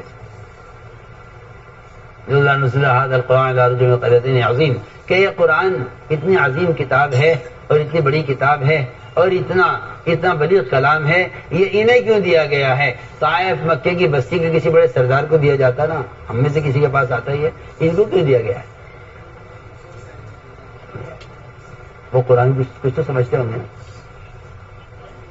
آپ صرف قرآن کے قرآن ہونے پر ایمان لانے کو آپ سمجھتے ہیں کہ ہمارا کمال ہے۔ ہم کہتے ہیں یہاں مشرکین مکہ پہنچے ہوئے تھے، جہاں آپ پہنچ کر مطمئن ہیں وہاں کفار مکہ پہنچے ہوئے تھے۔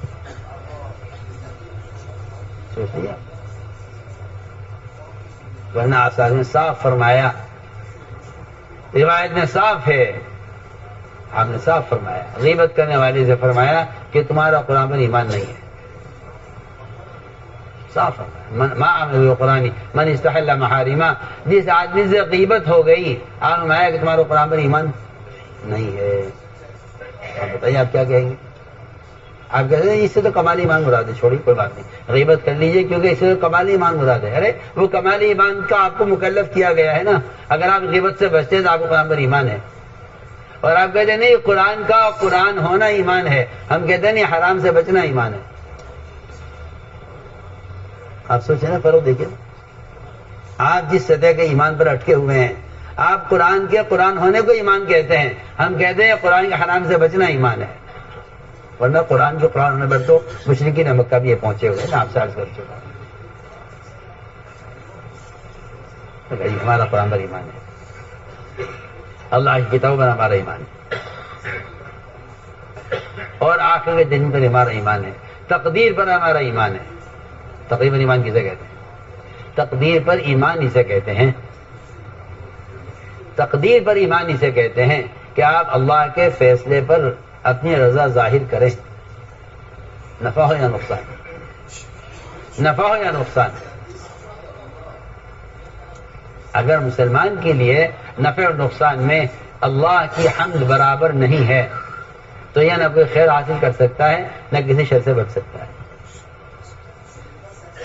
کوئی خیر، اللہ سے خیر لینے کا راستہ یہ ہے کہ تم اس کے اس فیصلے سے راضی ہو جاؤ جو فیصلہ تمہاری چاہت کے خلاف ہوا ہے۔ اللہ تعالیٰ مومن کی چاہت کے خلاف حالات لاتے ہی اس لیے ہیں کہ ہم سے راضی ہے ناراض ہے۔ اگر راضی ہو تو ہم بالکل حالات بگڑتے بگڑتے ایسا پلٹتے ہیں حالات کو کہ شر میں سے خیر نکل کر نظر آتی ہے، اور اگر یہ شکر نہیں کرتا تو ہم خیر لاتے لاتے ایسا حالات بدلتے ہیں کہ خیر میں سے شر فوراً سامنے آ جاتا ہے۔ اس لیے فرمایا کہ تقدیر پر ایمان، کہ میں اللہ کے فیصلے سے راضی ہوں، وہ جو فیصلہ کرے، وہ جو فیصلہ کرے میرا کوئی بھی فیصلہ میری چاہت کے مطابق ہو رہا ہے تو مجھے نہیں خبر کہ جو میں چاہ رہا تھا وہ بہتر ہے، میری چاہت کے خلاف ہو رہا ہے مجھے نہیں معلوم۔ عسیٰ ان تکرہوا شیئا وہو خیر لکم، کہ تم ایک چیز کو ناگوار سمجھتے ہو، تمہیں نہیں معلوم کہ اس شر میں کیا خیر چھپی ہوئی ہے، اور تمہیں نہیں معلوم اس شر میں کیا خیر چھپی ہوئی ہے، تمہیں نہیں معلوم۔ اس لیے فرمایا تقدیر پر اپنی رضا ظاہر کر دو تو پھر تمہارے لیے اس میں سے خیر نکلے گی۔ یہاں تک آتا ہے کہ اگر کسی شخص کی دنیا میں دعائیں قبول ہو جائیں اور پھر آخرت میں اس کو وہ دعائیں دکھلائے جائیں جو قبول نہیں ہوئیں تو تمنا کرے گا کاش میری دنیا میں کوئی دعا قبول نہ ہوئی ہو۔ اسے معلوم ہی نہیں جو یہ چاہ رہا تھا وہ بہتر ہے، یہ جو اللہ نے فیصلہ کیا وہ ویسی، اس کو نہیں معلوم۔ تمنا کرے گا یہ کہ کاش میری کوئی دعا قبول نہ ہوئی ہو، تمنا کرے گا۔ جو دعا کی قبولی کی تمنا اپنی دنیا میں کر رہا ہے آخرت میں یہ تمنا کرے گا کاش یہ دعائیں قبول نہ ہوئی ہوتی۔ یہ دعائیں قبول نہیں ہوئی، ان کا جب بدلہ دیکھے گا تو دنیا سے کہیں زیادہ بہتر ہوگا۔ تو انہوں نے یہ کہا کہ تقریباً ہمارا ایمان ہے۔ آپ نے فرمایا وہ 5 باتیں کیا ہیں جن پر تمہارا عمل ہے، یعنی 5 پر ہمارا عمل ہے۔ ہمارا پہلا عمل یہ ہے کہ ہم شہادتین کی گواہی دیتے ہیں۔ دیکھو اس کو عمل میں شمار کیا ہے، اس لیے ہم کہتے ہیں کہ شہادتین کی گواہی دینا، اس کو ہاتھ میں اٹھاؤ، شہادتین کی گواہی دینا یہ ایک عملی فریضہ ہے نماز کی طرح. یہ نہیں میں جانتا ہوں اللہ ایک ہے، ہم سب اللہ کے رسول ہیں، یہ جاننے کی چیز نہیں ہے. نہ یہ جاننے کی چیز نہیں ہے، یہ تصور کی بھی چیز نہیں ہے. ایک مرتبہ اس بات کا علم ہو جانا یہ کافی نہیں ہے. ایک مسلمان کا یہ جاننا کہ اللہ ایک ہے، اللہ کے رسول محمد صلی اللہ علیہ وسلم اللہ کے نبی اس کے رسول ہیں، اس بات کا جاننا کافی نہیں ہے. اس بات کا جاننا کافی نہیں، اس بات کا جاننا بھی کافی نہیں، اس کو ماننا بھی کافی نہیں، بلکہ شہادتین کی عملی طور پر گواہی دیتے رہنا. اس کو اس لیے نماز کس طرح عمل میں شمار کیا ہے، یہ بہت سمجھنے کی بات ہے. توحید و رسالت کو بیان کرنا عمل ہے. اس لیے اس روایت میں آپ غور کریں، اس میں اس کو عقیدے میں شمار نہیں کیا جو 5 باتیں پہلے عرض کی گئی ہیں، اللہ پر ایمان لائے ہیں، آخرت پر ایمان. شہادتین کی گواہی کو عمل کے ساتھ شمار کیا ہے. جی ہاں، یہ ان لوگوں کی فقاہت کی علامت ہے، ان کے فقیہ ہونے کی علامت ہے. یہ حالانکہ پہلی ملاقات ہو رہی ہے آپ سے، لیکن جماعت اتنا سکھلا کر لائی، جماعت آپ کی اتنا سکھلا کر لائی ہے ان کو کہ پہلے امتحان میں، پہلی ملاقات میں آپ صلی اللہ علیہ وسلم نے ان کے فقیہ ہونے کی سند ان کو دے دی کہ یہ فقہا ہے. تو انہوں نے کہا جی ہم شہادتین گواہی دے دیں، یہ ہمارا عمل ہے، یہ ہمارا عمل ہے کہ ہم شہادتین گواہی دیتے ہیں. دوسرا عمل یہ ہے ہمارا کہ ہم نماز قائم کرتے ہیں. ہم نماز، بھائی ہاتھ رکھو منہ پہ، یہ کیا طریقہ ہے؟ ہاتھ رکھا کرو منہ پر. یہ جانور کا طریقہ ہے کہ منہ کھول دیتا ہے. ہاتھ رکھو منہ پر، ورنہ شیطان داخل ہو جائے گا، کوئی بات دل میں اترے گی نہیں. اس کو کوشش کیا کرو پوری. جی نماز قائم کرتے ہیں. اور واقعی میں عرض کرتا ہوں کہ میں اور آپ اپنی خلوتوں کو دیکھ لیں، میں اور اپنی خلوتوں کو دیکھ لیں. اگر خلوت کے گناہوں میں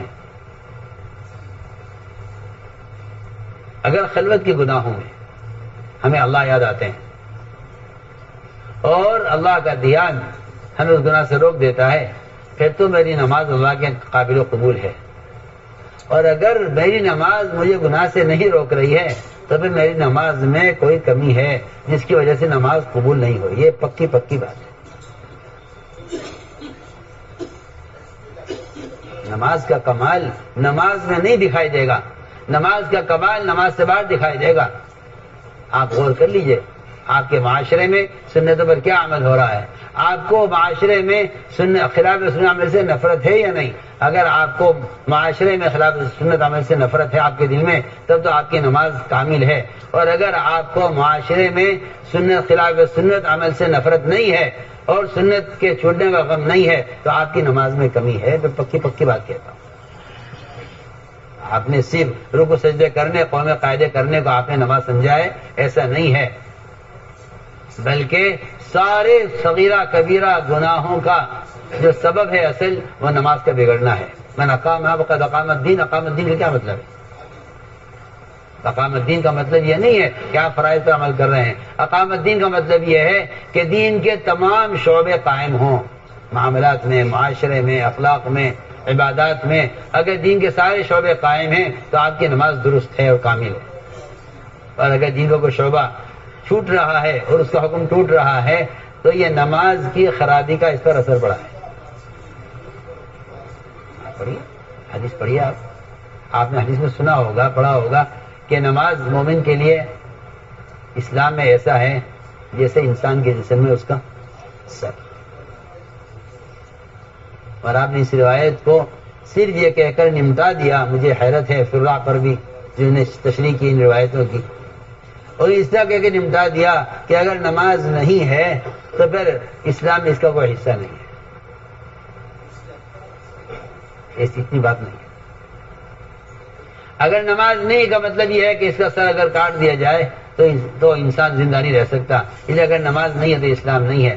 ہم عرض کرتے ہیں کہ بات اتنی نہیں ہے، بات اتنی سی نہیں ہے. ایسے توجہ کرو. بات اتنی سی نہیں ہے. میں ایک بات آپ سے کہتا ہوں سب سے،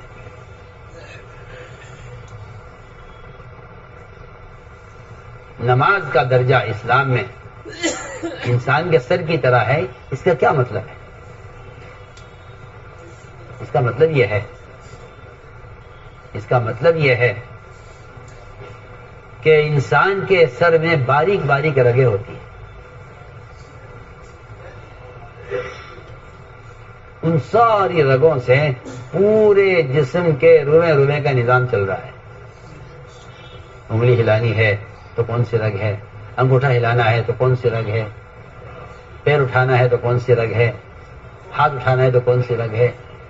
ان سارے رگوں کے جال کے اندر اگر کہیں ذرا سا بلوکج ہو جائے، کہیں ذرا سا رگ پھٹ جائے، کہیں خون جم جائے، آپ جانتے ہیں کہ اچھا خاصا ایک پہلوان آدمی ڈھیر ہو جاتا ہے کہ جی کیا ہوا جی، وہ چھوٹا سا ایک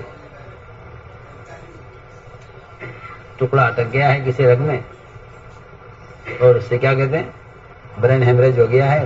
ابا جی کو پہلوان تھے ماشاءاللہ، بڑی طاقتور، مگر پورا بدن مفلوج پڑا ہوا ہے، جسم بستر پر، نہ ہل سکتے ہیں، نہ بول سکتے ہیں، نہ بات کر سکتے ہیں. زندہ ہیں ٹھیک ہے، پورا جسم بالکل صحیح ہے، لیکن حرکت نہیں کر سکتے کہ فالج پڑ گیا ہے. کہ فالج پڑا ہے کہ جی وہ سر کی ایک رگ کے اندر کیا ہو گیا. ہم آپ سے کہنا چاہتے ہیں، آپ معمولی مت سمجھیے اس کو. نماز کے کسی ایک عمل کا بگڑنا یعنی نظام دنیا کو اتنا معطل کر دیتا ہے اور معاشرے کو ایسا برباد کر دیتا ہے. جیسے میں نے آپ کو مثال دی ہے کہ اچھا خاصا تندرست توانا آدمی ایک رگ کے اثر میں بلوکج ہو جانے یا اس میں اس کے پھٹ جانے کی وجہ سے اس کا پورا حصہ مفلوج ہو جاتا ہے، پوری ٹانگ، پورا ایک طرف کا ہاتھ کام نہیں کر رہا.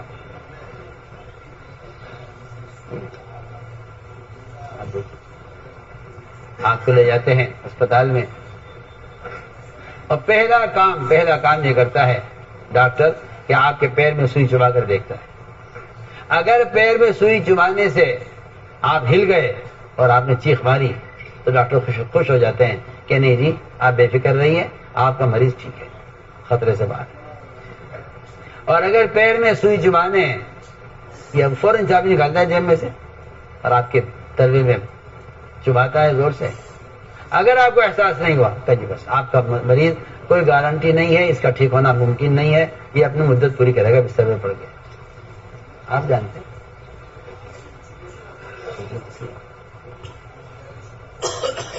آپ کے نزدیک نماز جیسی کیسی ہو رہی ہے، ٹھیک ہے، بس نہیں. آپ یہ دیکھیے کہ ایک ذرا سا اثر، ذرا سا فرق آ جائے رگ میں تو یہ پورا بدن مفلوج ہو جاتا ہے.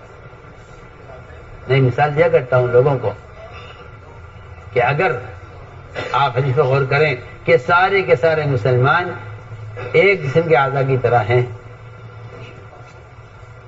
اور آپ نے اس روایت کو اس پر محمول کر کے چھوڑ دیا ہے کہ بھائی کوئی بیمار ہے تو اس کا علاج کرا دو، کوئی بھوکا ہے تو اسے کھانا کھلا دو، کوئی ننگا ہے تو اسے کپڑے پہنا دو. میں کہتا ہوں کہ پورا بدن مسلمان ایک اعضاء کی طرح ہیں اور اس کا یہ مطلب سمجھ لینا صرف کہ ننگوں کو کپڑے پہنا دو، بھوکو کھانا کھلا دو، اپنے مسلمان بھائی کی ضرورت سے متاثر ہوں. میں کہتا ہوں کہ یہ کام ایک کافر، ایک مشرک بھی کرتا ہے، کر رہا ہے، کرتے چلائے ہیں ہمیشہ. یہ کوئی کمال کی بات نہیں ہے. سوال اس بات کا ہے کہ اگر آپ کو کہ پیر میں سوئی چبائی جائے اور آپ کو اس کا احساس ہو تو کہا جائے گا کہ ہاں مسلمان زندہ ہے، کہ مسلمان کو مسلمان کی بے دینی کا احساس ہے. مسلمان کی بے دینی کا احساس ہے. اگر ایک جگہ کی بے دینی، ایک جگہ اعتراض آتا ہے تو دوسری جگہ کے مسلمان اس سے متاثر نہیں ہوتے، اس کا مطلب یہ ہے کہ فالج پڑا ہوا ہے. مطلب یہ کہ فالج پڑا ہوا ہے. تو میں نے عرض کیا کہ نماز کا قائم ہونا یہ ہے.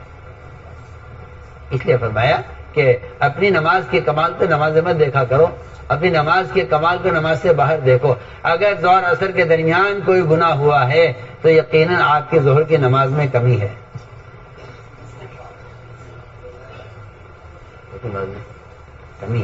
ظہر کی نماز بگڑی ہے، اس لیے گناہ ہوا ہے. اس لیے قرآن کا صاف فیصلہ ہے، اقیم الصلاۃ ان الصلاۃ تنہی عن الفحشاء والمنکر، نماز قائم کرو کہ نماز منکر سے یقین روک دیتی ہے۔ ابن عباس عبداللہ بن مسعود دونوں فرماتے ہیں کہ جس کی نماز اس کو منکر سے نہیں روکتی، اس کی نماز اس کو اللہ سے دور کرتی رہتی ہے۔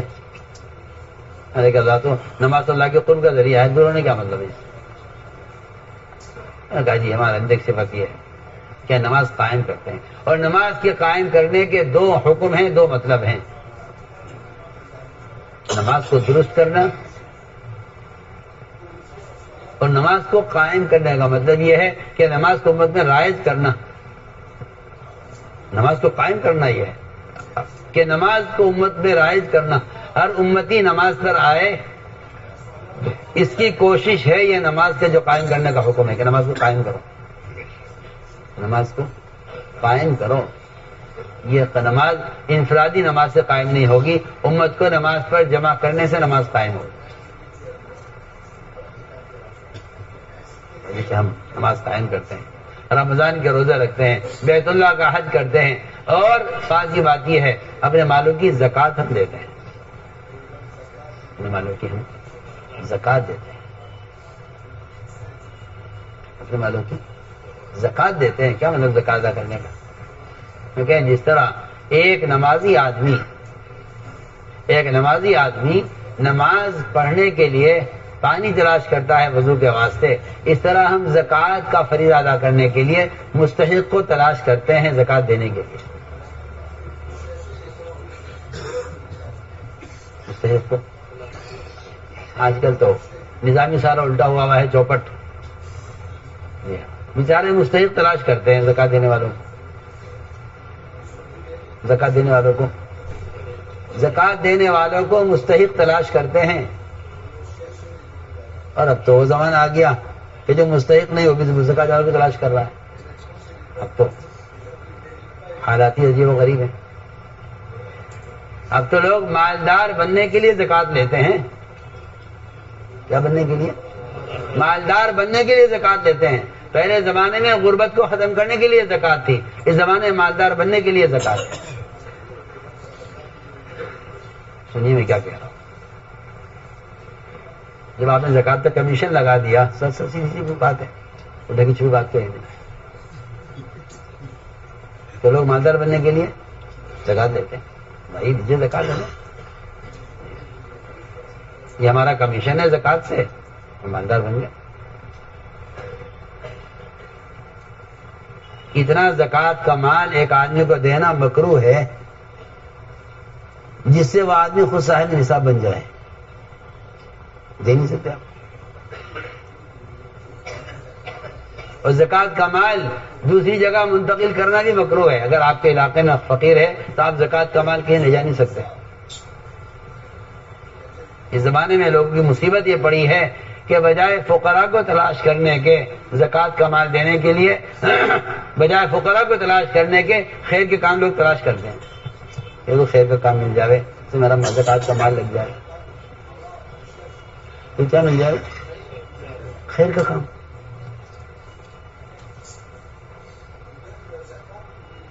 خیر کا کام تلاش کرتے ہیں زکوٰۃ ادا کرنے کے لیے، تاکہ میری زکوٰۃ اچھی جگہ استعمال ہو۔ میں تو حیران اس کو سوچ کر، بجائے فقراء کو تلاش کرنے کے خیر کا کام، تو خیر کا کام مل جائے، میری زکوٰۃ کا رقم، میری زکوٰۃ کا مال خیر کے کام میں لگ جائے۔ مال کا میل لگاتا ہے خیر کے کام میں، اور پاک کیے ہوئے مال کو خرچ کرتا ہے خواہشات پر، شادیوں پر، فرنیچروں پر، کوٹھیوں پر۔ جی ہاں، کہ میں مال پاک ہو گیا میرا، میں جو چاہوں کروں میرے مال کا، کہ نہیں، جو مال پاک کیا ہے اس کو خیر کے کام پر لگاؤ۔ جو مال کا ناپاک حصہ نکالا ہے، زکوٰۃ کا مال، دیکھیے یہ زکوٰۃ کا مال غربا فقراء پر خرچ کرو۔ زکوٰۃ کے دو حصے ہو گئے نا، ایک وہ مال جو آپ نے پاک کر لیا زکوٰۃ دے کر، ایک وہ مال جو آپ نے زکوٰۃ کا نکالا ہے، الگ کیا ہے، کہ اس مال کو خرچ کرو فقراء پر، تلاش کرو فقراء کو، ان تک مال پہنچاؤ۔ اور جب مال پاک کیا ہے دل کھول کر اس کو دین کے شعبوں پر، مساجد پر، مدارس پر، مکاتب پر اور جتنے دین کے کام ہیں تنظیموں پر، تحریکوں پر خرچ کرو، دل کھول کر خرچ کرو۔ یہ تھا صحابہ کا طریقہ۔ فقراء پر زکوٰۃ کا مال، اور جو زکوٰۃ مال مزکا ہے، پاک کیا ہوا مال ہے، اس پاک کیے ہوئے مال کو خیر کے کاموں میں خرچ کرو۔ یہ تھا طریقہ۔ فرماتے تھے صحابہ کے زمانے میں زکوٰۃ دینے والے، زکوٰۃ دینے والے، صحابہ کے زمانے میں زکوٰۃ دینے والے، زکوٰۃ دینے والے، ان کا معاملہ ایسا تھا جیسے بچے آنکھ مچوڑی کھیلتے ہیں نا رات کو، کیوں تمہارا ہوتا ہے کھیل؟ شہروں میں تو ختم ہو گئے، شہروں میں تو گناہوں کے کھیل شروع ہو گئے، دیہاتوں میں ہے ابھی تک اس طرح سے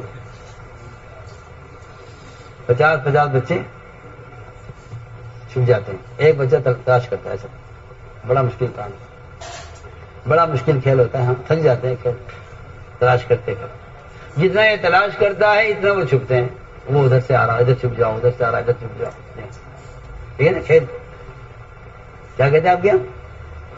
آنکھ مچولی، آئس پائس کھیلتے بچے، کھیل بچوں سے تلاش کرتے، جدھر کو آتا ہے ان کے چھپنے کی کوشش اور بڑھ جاتی ہے۔ مولانا افساق اس کو بیان کر رہے تھے، اور مولانا علی میاں ابوالحسن ندوی اور مولانا ظہور نعمانی ادوار زکریا صاحب، یہ تینوں یہ باہر والے ستون کے پاس بیٹھے ہوئے تھے۔ مولانا افسر یہاں بیان کہہ رہے اس زمانے میں لوگوں نے اس کھیل کو الٹ دیا۔ صحابہ کے زمانے میں اس طرح تھا کہ فقراء چھپتے تھے، مالدار ان کو تلاش کرتے تھے۔ اس زمانے میں فقراء تلاش کر رہے، مالدار چھپ رہے ہیں۔ فقراء تلاش کر رہے، مالدار چھپ رہے ہیں، فقراء ان کو تلاش کرتے ہیں۔ جتنا فقراء ان کو تلاش کرتے ہیں، ان فقیروں پر تو اللہ تعالیٰ نے فقر کا دروازہ کھول دیا، اور ان مالداروں کے چھپنے کی وجہ سے ان پر سے برکتوں کا دروازہ بند کر دیا۔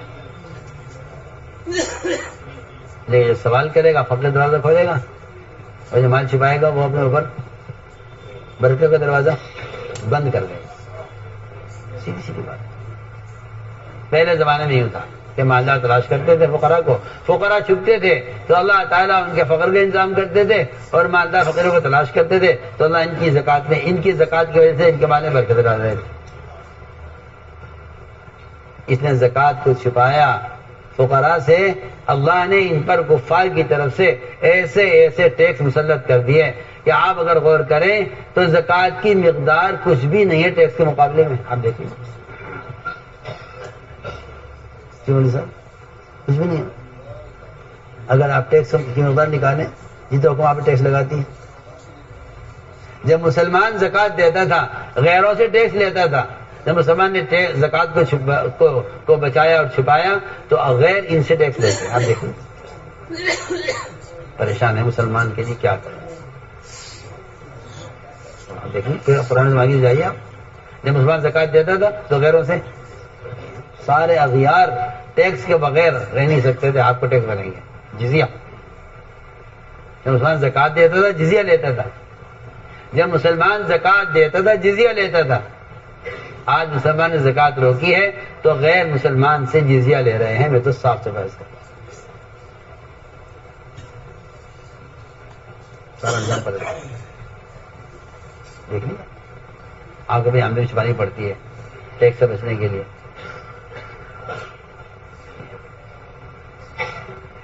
تو میرے دوستو عزیزو یہ تھی بات۔ میں نے کہا جی ہمارے اندر 5 باتیں پر ہمارا عمل ہے، اور 5 ہمارے اندر زمانے جاہلیت سے ہیں۔ آپ چاہیں تو انہیں باقی رکھیں، چاہیں چھوڑ دیں۔ 5 کیا ہیں زمانے جاہلیت سے؟ کہ جی ہمارے اندر زمانے جاہلیت سے ہمارے اندر صبر ہے، ہمارے اندر صبر ہے، ہمارے اندر شکر ہے۔ حدیث میں آتا ہے آدھا ایمان صبر ہے، آدھا ایمان شکر ہے۔ اگر یہ 2 صفتیں پیدا ہو جائیں نا تو آدمی کامل مومن ہے۔ صبر کہتے ہیں حکم پر جمنے کو، صبر کہتے ہیں حکم پر جمنے کو. اور شکر کہتے ہیں حالات میں اللہ تعالیٰ کی عبادت میں اور آگے بڑھنے کو. یہ نہیں حالات آنے پر عمل چھوڑ دیں کہ نہیں. شکر کا مطلب ہے عبادت کی زیادتی، اور صبر کہتے ہیں حالات میں حکم پر جمنا. حالات میں حکم پر جمنا. جی ہاں، تنگی میں حکم پر جمنا اور فراخی میں عبادت کو بڑھانا. لوگ حالات میں حکم چھوڑ دیتے ہیں اور فراخی میں حکم کو بھول جاتے ہیں. یہ بھائی ہمارے اندر صبر ہے، ہمارے اندر شکر ہے، اور ہمارے اندر ایک صفت یہ ہے کہ ہم اس بات کو طے کر لیتے ہیں، اس پر جم جاتے ہیں. ہم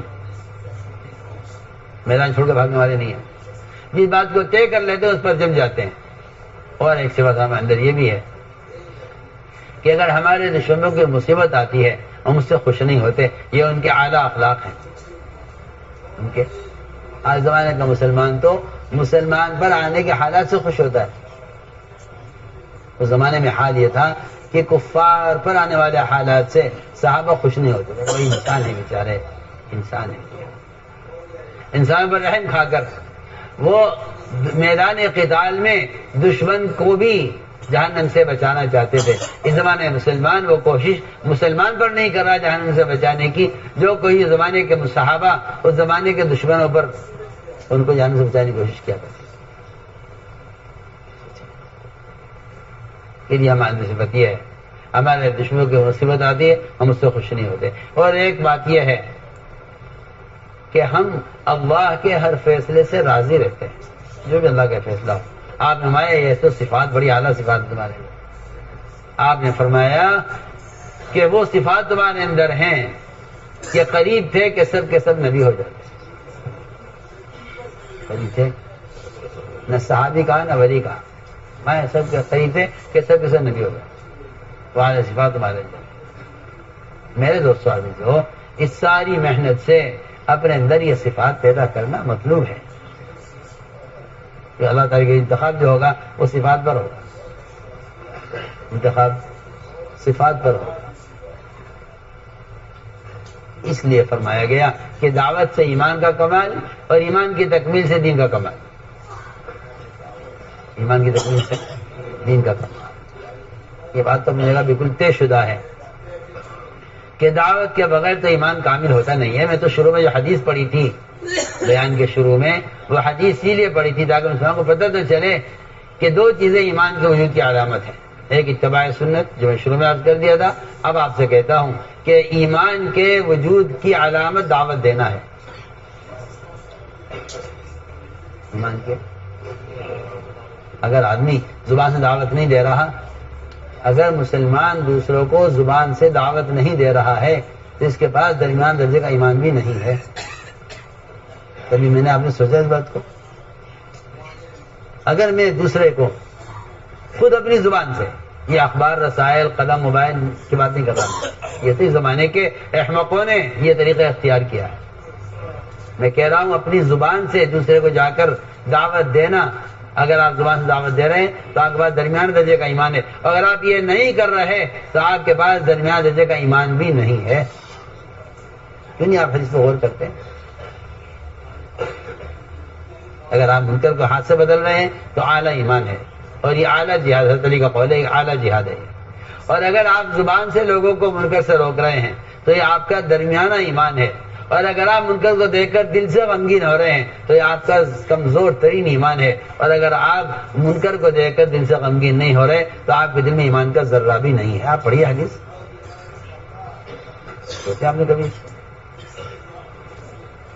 ہم تو آپ اس بات سے مطمئن ہیں کیونکہ میں مسلمان گھر میں پیدا ہوا، اس لیے میں تو ایمان والا ہوں. میں اور آپ مطمئن اس سے ہیں کہ میں مسلمان گھر میں پیدا ہوا ہوں. میرے باپ دادا پر دادا سب مسلمان تھے، میں بھی مسلمان ہوں. یہ تو کوئی کمال نہیں ہے. کیوں؟ اس لیے کہ اللہ نے دنیا میں کوئی جان غیر مسلم پیدا آج تک کی نہیں، نہ آئندہ کریں گے. حدیث ہے. یہودی کے گھر، نصرانی کے گھر، کافر کے گھر، مشرک کے گھر، ہندو کے گھر، بدھسٹ کے گھر، کہیں بھی کوئی بچہ پیدا ہو رہا ہے، اللہ نے کوئی بچہ غیر مسلم پیدا نہیں کیا، نہ آئندہ کریں گے. آپ اس بات سے مطمئن نہ ہوئیے کہ میں مسلمان گھر میں پیدا ہوا ہوں اس لیے مسلمان ہوں. پوری دنیا میں جو بچہ پیدا ہوتا ہے وہ کیا پیدا ہوتا ہے؟ مسلمان پیدا ہوتا ہے. اللہ کسی بچے کو غیر مسلم پیدا نہیں کرتے. انہیں آپ اسے خوش نہ یہ کہنے کیونکہ مسلمان پیدا اس لیے میں مسلمان ہوں. یہ تو کوئی بات ہی نہیں ہے. آپ کا مسلمان گھرانے میں پیدا ہونا یہ آپ کے مسلمان ہونے کے لیے کافی نہیں ہے، کیونکہ حدیث میں آتا ہے کہ علم اور ایمان سیکھنے سے آتا ہے. علم اور ایمان سیکھنے سے آتا ہے. کوئی آدمی مومن پیدا نہیں ہوتا. ہاں مسلمان پیدا ہوتا ہے، یہ صحیح بات ہے. مسلمان پیدا ہوتا ہے، ایمان سیکھنے سے آتا ہے. تو ہم نے عرض کیا کہ ادھر ایمان کی علامتیں، ان میں سے ایک علامت ایمان کی یہ ہے، ان میں سے ایک علامت ایمان کی ہے. آپ اتنی نمازیں پڑھیں کہ آپ کی پیشانی سیاہ ہو جائے، آپ زکوٰۃ وقت پر ادا کر دیں، آپ روزہ رکھیں اتنے نفلی کہ آپ کو ہر وقت خشکی جم جائے. علماء نے لکھا ہے یہ ایمان کی علامت اسلام میں یہ نہیں ہے. اسلام ایمان کی علامت یہ ہے کہ آپ دوسروں کو دعوت دیتے ہیں.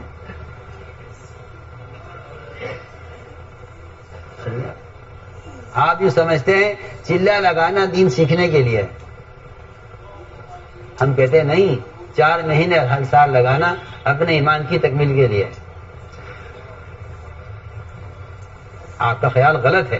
آپ نے تبلیغ کو مدرسہ سمجھائے وقتی، اس میں داخلہ لے لو کچھ دن کے لیے تاکہ کلمہ نماز سیکھ لیں، پھر اپنے دین پر چلیں، اپنا عمل کریں، اپنا کھائیں کمائیں، دین پر چلیں، زکوٰۃ ادا کریں، رمضان کا روزہ رکھیں، حج کریں، زکوٰۃ دیں. یہ اسلام ہے.